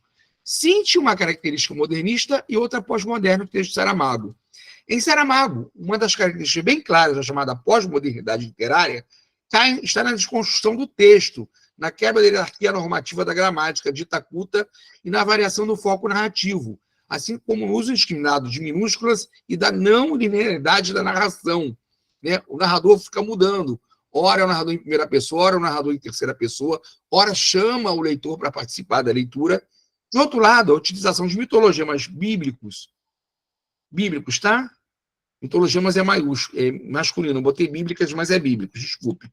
E a crítica humanista e social é uma característica das chamadas grandes narrativas, próprias da modernidade, que mantém a busca da verdade numa praxis social. Vocês estiveram na minha aula de filosofia, não? Vocês participaram da minha aula de filosofia sobre modernidade e pós-modernidade? O senhor dá aula de filosofia? Não sabia.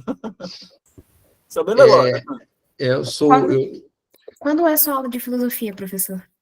Eu acho que tem gravado essa aula sobre a modernidade. Eu já dei há algum tempo. Você pode Não, mas foi no Enem, né, Ponciano? Foi no Ah, foi no pré-Enem. Enem? Ah, no desculpa. pré-Enem? É. Desculpa. Mas a gente gente. pode Então, eu não postar a assisti. gravação para eles. Então, não assisti. Posta, porque é interessante essa questão da modernidade, da pós-modernidade. Tem um livro do Habermas. Ai, meu Deus do céu. Gente, eu já estou esquecendo todos os nomes. Habermas, modernidade. Ah!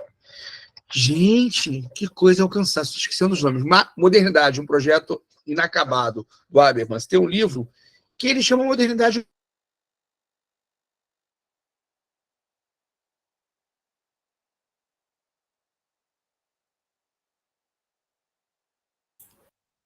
Ixi, do Caiu o nada. sinal, caiu o sinal. Perdeu É, o ou contato. foi internet Acho ou foi que caiu bateria. o sinal. Acho que foi a Vou internet dele. falar com Internet ele. dele. Vou chamar aqui no WhatsApp, só um minutinho.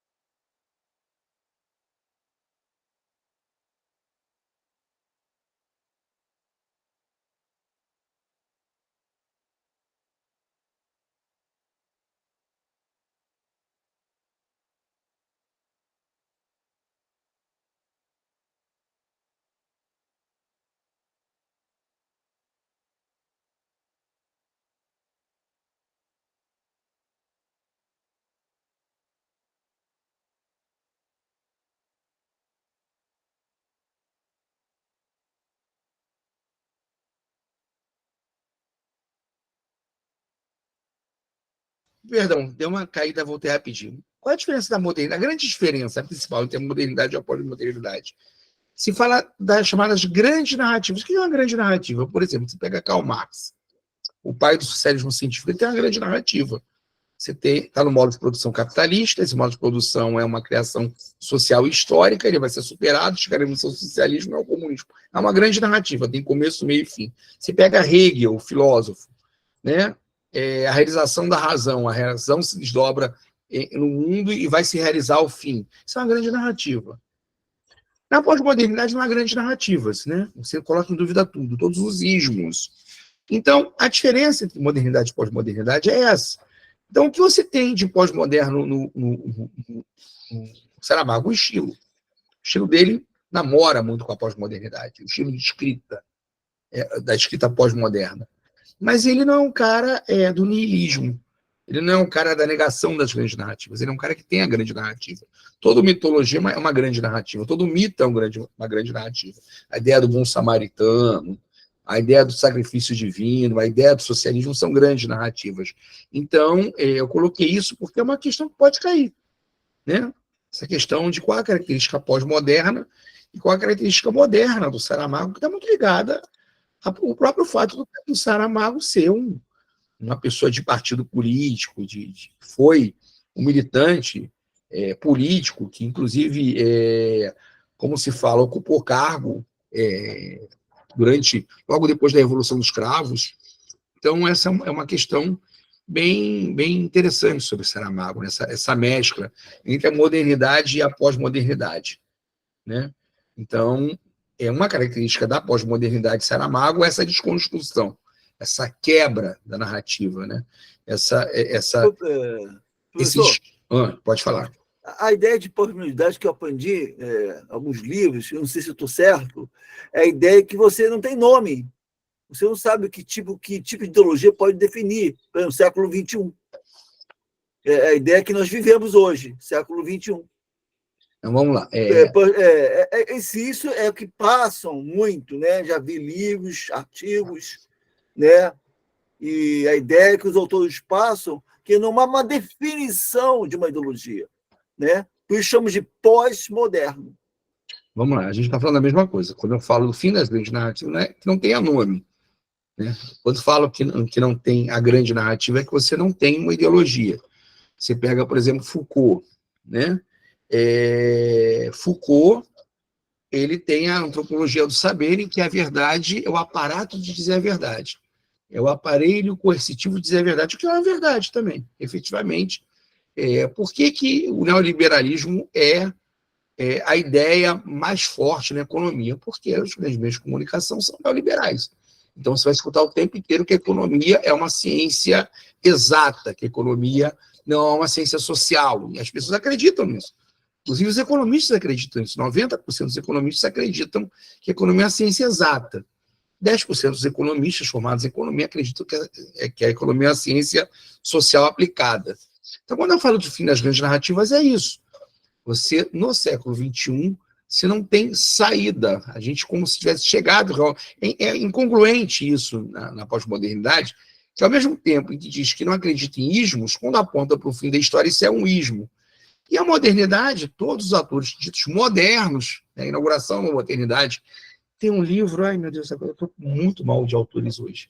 Né? Tem um livro de um americano em que ele fala sobre a fundação da modernidade. Toda a modernidade está assentada nas grandes narrativas. Você pegar a teoria da evolução, é uma grande narrativa. Ela vai reativar, vai renarrar, não o mito, mas a ideia do nascimento da humanidade. De onde a humanidade vem? Tem começo, meio e fim. Inclusive, diz que a humanidade vai perecer, vai acabar, a Terra vai ser extinta, o Sol vai ser extinto, o sistema solar vai ser extinto. Isso tem começo, meio e fim. Né? Então, existe uma verdade das ciências naturais. Na pós-modernidade, isso não existe. Dentro do Saramago, a pós-modernidade não está na teoria, está na forma, está no formato do que ele escreve. O formato que ele escreve é desconstrutivista. Já a ideia dele não, a ideia dele é bem existencialista e tem uma grande narrativa que delineia a escrita do Saramago. Beleza? Lê o texto a seguir de Carlos José Saramago. Há uns 3 dias, não mais tarde, tinha dito ele a Abrão, pai do rapazito que carrega as costas do muro de lenha, leva contigo teu filho, o único Isaque, que tanto queres, vai à região do Monte Mora e oferece sacrifício aqui, que somos os montes que eu te indicar. O leitor leu bem. O Senhor ordenou a Abraão que lhe sacrificasse o próprio filho com a maior cumplicidade. O fez com quem pede um copo de água quando tem sede. E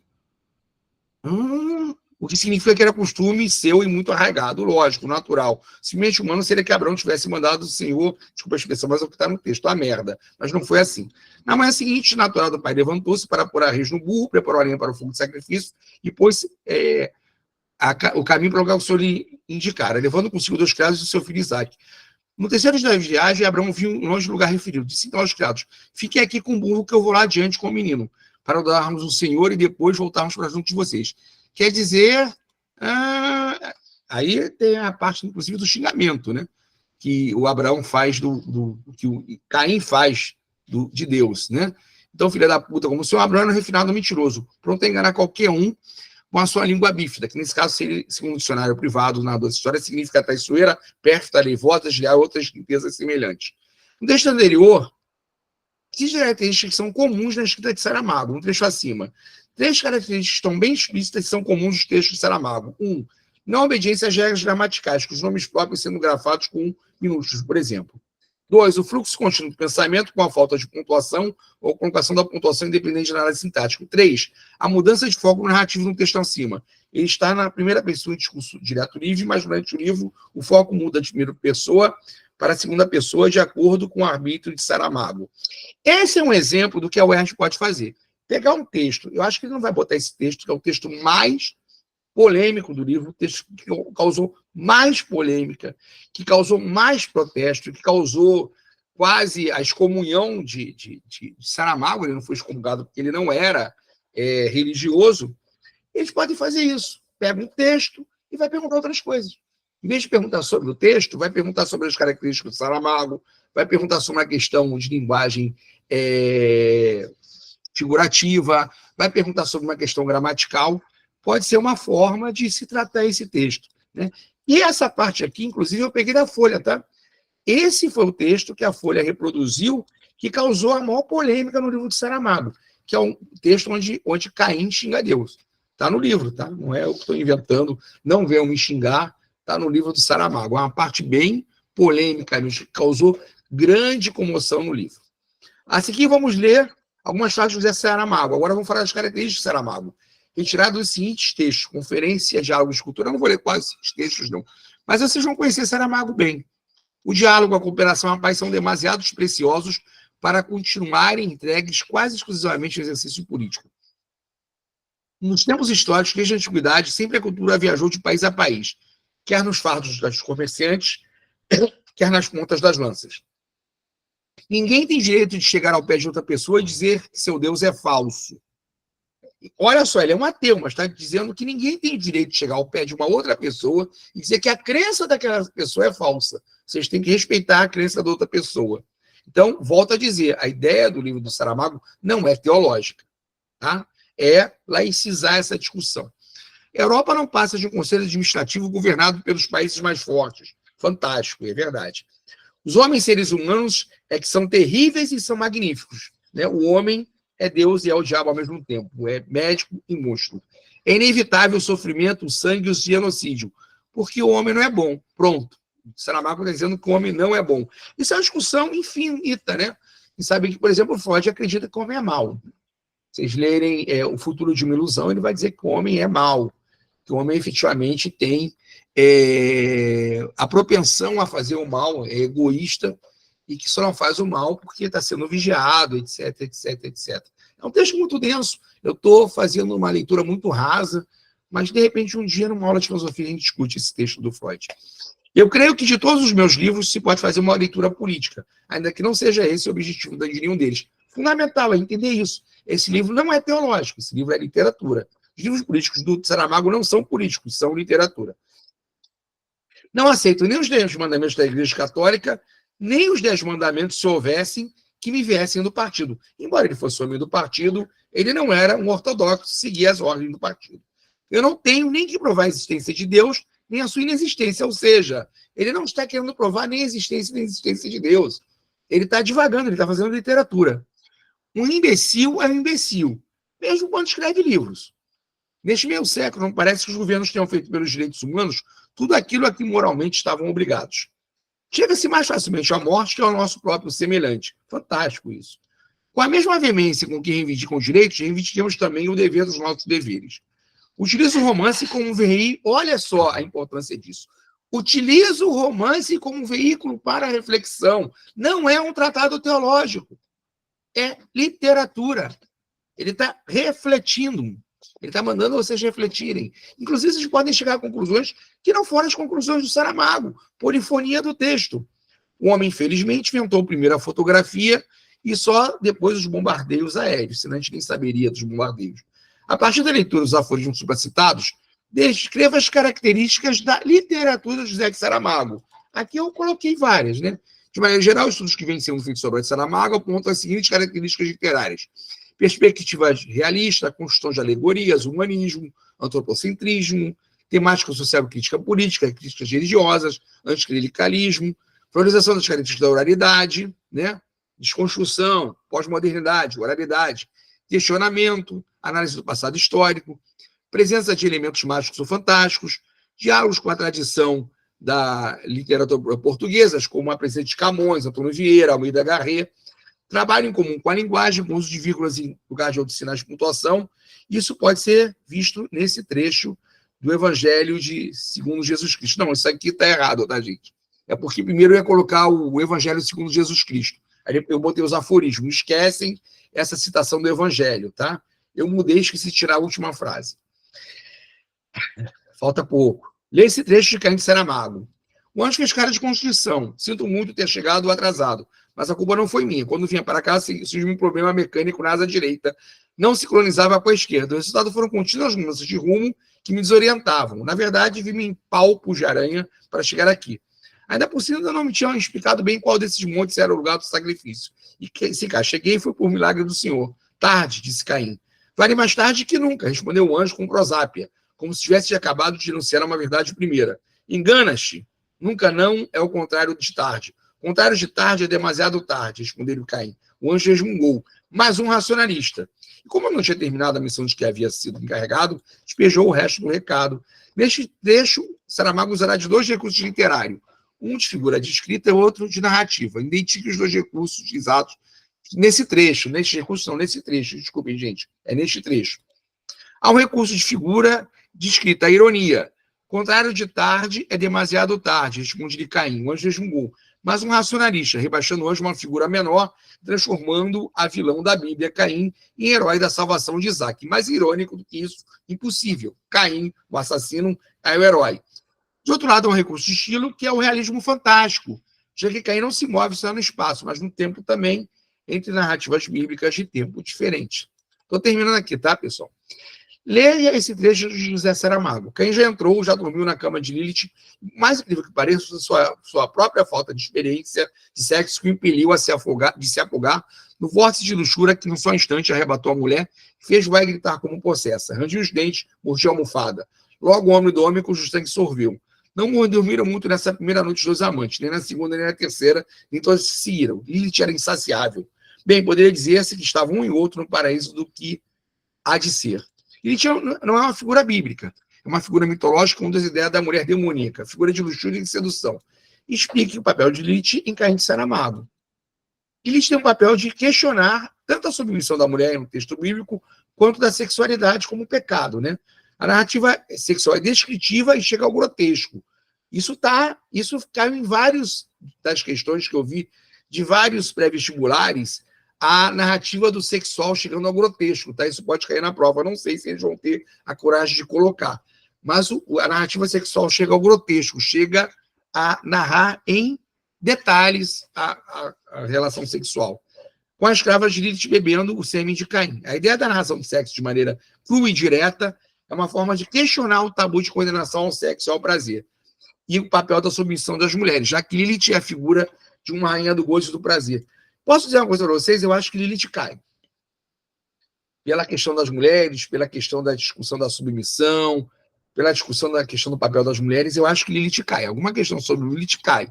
E a Lilith tem essa figura forte da mulher sedutora, da mulher feiticeira, da mulher que usa o sexo para dominar, da mulher que não tem tabu, da mulher que não é submissa, da mulher que é rainha, da mulher que manda. Então, uma questão dessa dá para deitar e rolar. Pessoal, acho que ainda tem mais 14 minutinhos. Perguntas, gente, colocações, dúvidas, questionamentos, incorreções do professor. Podem colocar. Alô, gente, boa noite. Pessoal, todo mundo dormiu? Mariana, Vânia, Alexia, Sérgio, Sebastião, nenhuma dúvida? Pô, gente, eu deixei tempo para vocês colocarem dúvidas. Nenhuma dúvida? Querem colocar alguma coisa, algum questionamento, alguma curiosidade? Sobre os narradores, fala. Pode falar, Gabriela. São dois, né? Muitas vezes parece ser Caim e Saramago. Caim, o narrador, né, que é o Saramago, né? O narrador em terceira pessoa. É isso que eu falei, Gabriela, dessa confusão, né? Essa confusão que o Saramago faz o tempo inteiro. Ele não tem um foco narrativo. Ele varia todo o tempo. Ele vai brincar com isso. Ele vai brincar. Às vezes você acha que você mesmo é um narrador. Às vezes você acha que está dentro da história. Fala, pô, estou aqui. Entrei na história, né? Como faz a nossa querida Clarice Lispector. De vez em quando você embarca com o Saramago, você monta lá no burro e vai junto com ele. Essa é uma das características de pós-modernidade do texto do Saramago. O que mais, gente? Podem perguntar, gente. Eu estou aqui. Já fui pago. É de graça as perguntas. Bem, gente, eu deixei aqui meu WhatsApp. Qualquer dúvida vocês podem me perguntar, né? Eu acho o livro desafiador. Eu acho o livro fantástico. Eu sugiro que vocês leiam. Um dos grandes problemas quando eu dei aula de literatura, a aula de literatura em colégio me estafava. Eu acho, primeiro, que a figura de Lilith é importante. Eu acho que é importante. A questão da divisão da culpa do assassinato entre Caim e Deus. Deus se coloca como culpado. Imagina um Deus que se coloca como culpado. A questão da morte de Deus, né? Que é uma questão literária, antiga, né? Sabe que Deus não pode morrer, né, filosoficamente. Deus existe ou não existe. Se ele existe, ele não pode morrer. Se ele não existe, ele também não pode morrer. Um Deus que existe não pode morrer. Um Deus que não existe não pode morrer. Então, essa questão da morte de Deus é uma questão filosófica, né? Você mata Deus dentro de você. É isso que Caim está falando. Eu queria te matar, ao matar Abel. Eu queria matar sua autoridade, já que você preferiu Abel. Você criou o rancor em mim, você criou a ira em mim. Então, um ponto que pode cair. Essa questão da morte de Deus, que é uma questão literária, mais que filosófica. Lembrando sempre, Deus não pode morrer. Tem até um filme assim, Deus não morreu. Como se realmente Nietzsche, quando tivesse dito Deus está morto, quisesse dizer isso. Ele quer dizer outra coisa. Ele quer dizer que aquela sociedade baseada numa sociedade teológica, uma sociedade que vivia no racho da igreja, aquela sociedade tinha morrido. Ele falou mais do que isso, na verdade. Nietzsche falou que todos os ismos estavam mortos, né? Então, Lilith é bem interessante, né? A Eva falando, a Eva sendo soberana, a Eva interagindo, atuando, tendo clarividência, é bem interessante, né? A denúncia dos assassinatos é bem interessante. A vingança de Caim contra Deus, né? E dizendo que a história da humanidade é a história do desentendimento entre Deus. Lilith é uma figura mitológica de que seria a primeira mulher e não Eva. Ela seria a mãe da humanidade, né? É colocada aí como uma forma de contraponto, né? Lilith é uma figura mitológica de várias tradições. Ela seria a primeira mulher e seria ela a mulher de Adão, né? Ela, ao contrário da Eva, é uma figura de sedução, uma figura de vigor sexual, é uma figura diferente, completamente diferente da Eva. Se vocês forem pegar as várias funções de Lilith, ela é sempre uma mulher muito erotizada, muito sexualizada, é muito forte, né? E ela vai ser retomada em várias mitologias, em várias crenças. Crença dos celtas, etc, etc. Né? Quem é Wicca, né? Eu tive uma professora que era Wicca, acreditava naquelas religiões de Wicca, de feitiçaria, coisa e tal. Eles adoram Lilith. Né? Você me pergunta o que é isso, que eu não sei, eu nunca fui esses negócios, mas tinha uma professora minha que dizia que, professora minha não, na verdade, professora da minha esposa, que dizia que era Wicca, né? O pessoal que segue, que tem uma tradição celta, etc, etc. Então, Lilith é uma figura mitológica, bastante interessante. Vários livros, de várias literaturas, a figura de Lilith, né? E já é um contraponto, né? Na verdade, é uma figura mitológica, mas a figura mitológica colocada para fazer o contraponto. As mulheres, no livro, são mulheres que não são tão submissas, né? Não são submissas. Você pegar a Eva, ela não é submissa. Ela não é submissa. A Eva do Saramago não é submissa. A Lilith, muito menos. Que é submissa ao marido. Né? Tem muita mitologia assim, por isso que eu falei, Nicole, que o Saramago não pode ser considerado completamente pós-moderno, porque a mitologia não é algo que seja utilizado tanto na pós-modernidade. A mitologia é um retorno antigo, que é uma característica da modernidade. Essa costura do novo com o velho, essa retomada do velho como novo. Isso é uma característica da modernidade, não da pós-modernidade. Tem muita mitologia, lembrando que a própria religião é uma forma de mitologia. Mitologia não é mentira, tá? Eu já dei uma aula sobre isso. Tem gente que acha que mitologia é mentira. Mitologia, o mito não é uma mentira. Pela palavra mitômano significar mentira, muita gente interpreta erroneamente que a mitologia é uma mentira. A mitologia é um mitologema. Ele é um plasma de pensamentos e sentimentos humanos que se condensam num arquétipo. Então, por exemplo, o Édipo. Por que o Édipo sobrevive? Porque o Édipo é um arquétipo da dor humana. Édipo é aquele que pecou sem nunca ter querido pecar.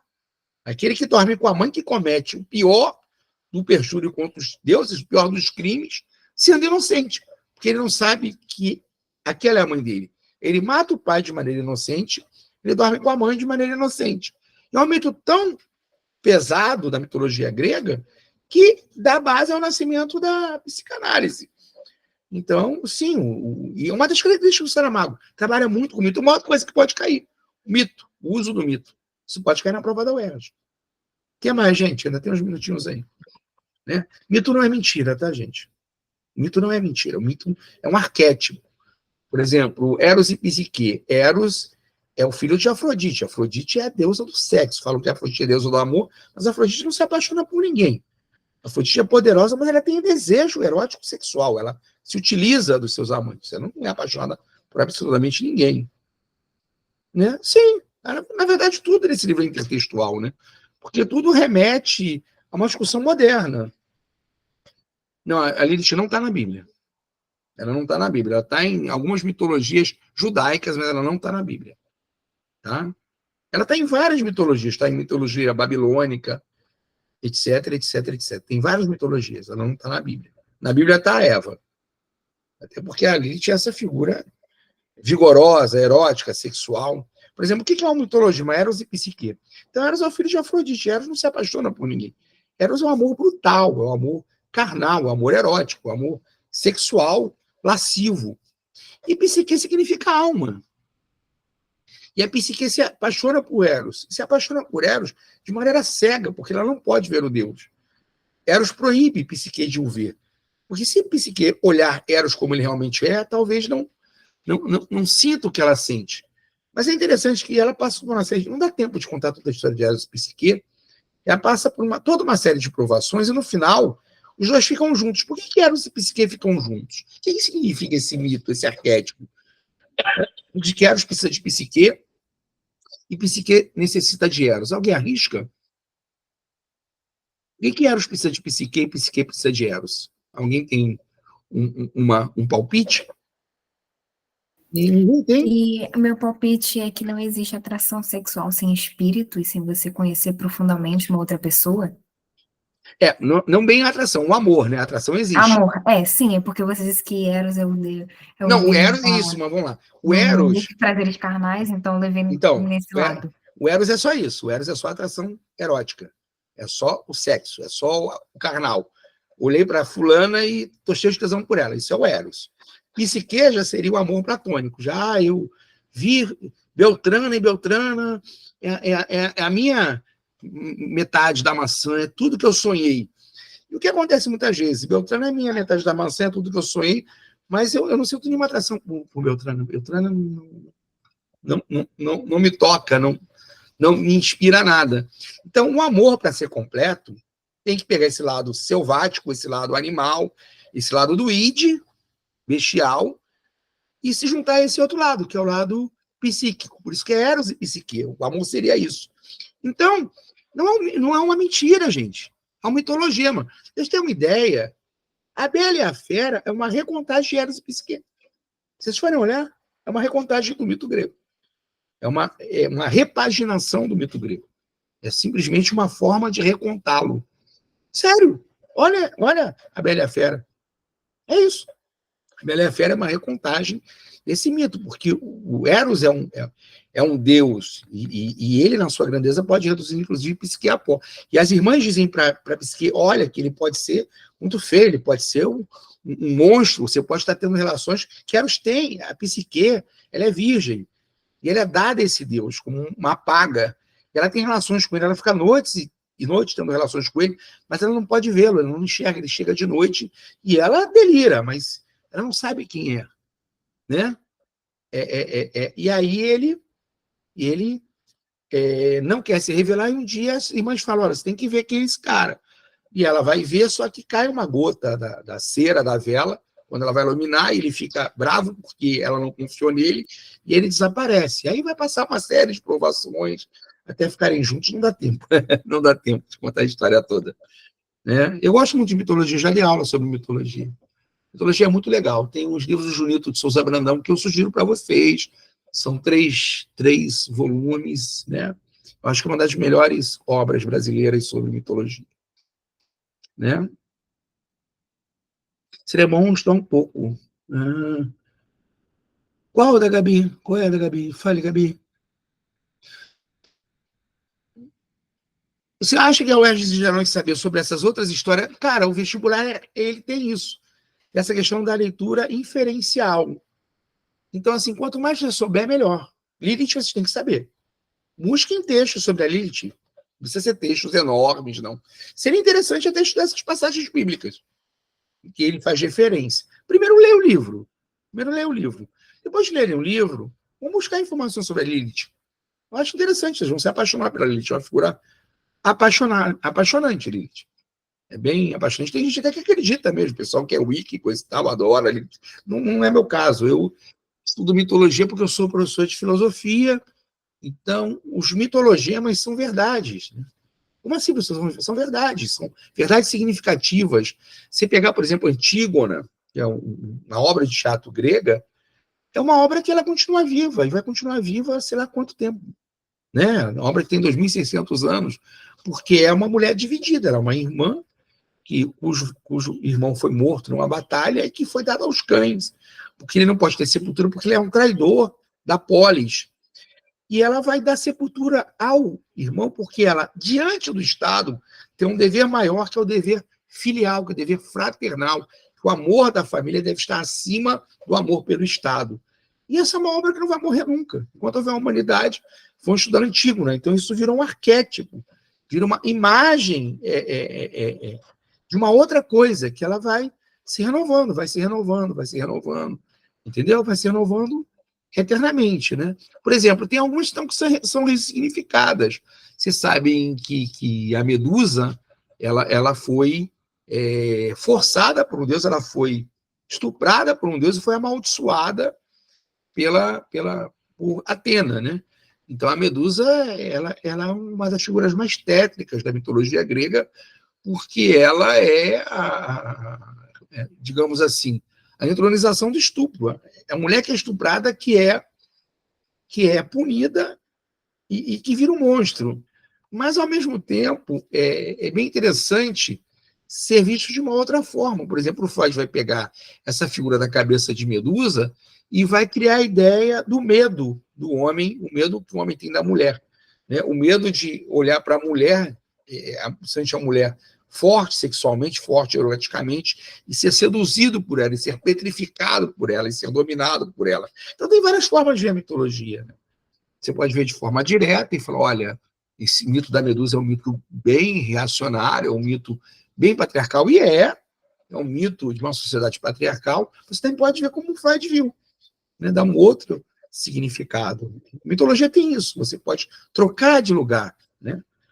Como são, por exemplo, os contos de Grimm, tem sempre mitologemas, tem sempre morais, assim como são os textos do Novo Testamento. Você pode, por exemplo, gostar do texto do Bom Samaritano mesmo sendo ateu. O Bom Samaritano é uma parábola, é um mitologema fortíssimo, fantástico, né? Independente da religião que você siga, né? Você olha ali, pô, mas esse texto é legal, gostei desse texto, né? Por exemplo, o Sermão da Montanha. Você não precisa ser cristão para gostar do Sermão da Montanha. Isso é a forma da ressignificação dos mitologemas que o Saramago trabalha. Ele trabalha a ressignificação. Beleza? Pessoal, acho que já deu a minha hora. Tem mais perguntas? Tem mais curiosidades? Alguma coisa? Mariana, quer alguma coisa? Pessoal? Ninguém quer nada? Então, gente, terminamos por hoje. Espero que vocês tenham gostado. Né? Estou à disposição. Fiquei um pouco receoso de dar essa aula. Hoje foi pesado. Que é um livrinho pesado. Um livrinho daqueles de... Eu estava rindo aqui sozinho, mas falei, gente, como é que eu vou dar essa aula? Que livro pesado, livro tiro porrada. Obrigado pelo suculento. Eu acho esse livro suculento. Eu acho esse livro fantástico, mas é um livro, credo. O livrinho pancadão, livrinho pancadão. Livro, corretamente, que falava tiro, porrada e bomba, né? Cara, é um livro pancada. Leiam. Tomara que eu dê para vocês essa vontade de ler o livro do Saramago. E leiam também. É um livro muito bom, esse Ensaio sobre a Cegueira. Memorial do Convento é muito bom. Evangelho, segundo Jesus Cristo, é muito bom. A Intermitências da Morte é fantástica. A morte vira uma mulher e ela se apaixona e para de matar, gente. Saramago é fantástico, a morte para de matar, ela se apaixona, ela não quer mais matar. E aí o mundo fica insuportável, porque as pessoas não morrem. É muito legal, cara. É muito legal, assim, uma reinvenção da ideia da morte. Então aí você olha a intermitência da morte e fala, não, peraí, o Saramago não está atacando a igreja, cara. Ele tá conversando com a gente. Está fazendo a gente refletir. Beleza? Cara, você vai gostar, Mariana. Você vai gostar. E assim, eu gostei muito. Estava aqui igual um maluquinho rindo à toa. Ficamos por aqui, gente. Posso ir mesmo? E eu falei, Paula, mas não é Paula, eu estou trocando o nome até da pessoa que está aqui comigo, qual é mesmo seu nome? É, Isabela, Hoje eu estou demais, hoje eu estou muito, muito tá cansado, tranquilo. né?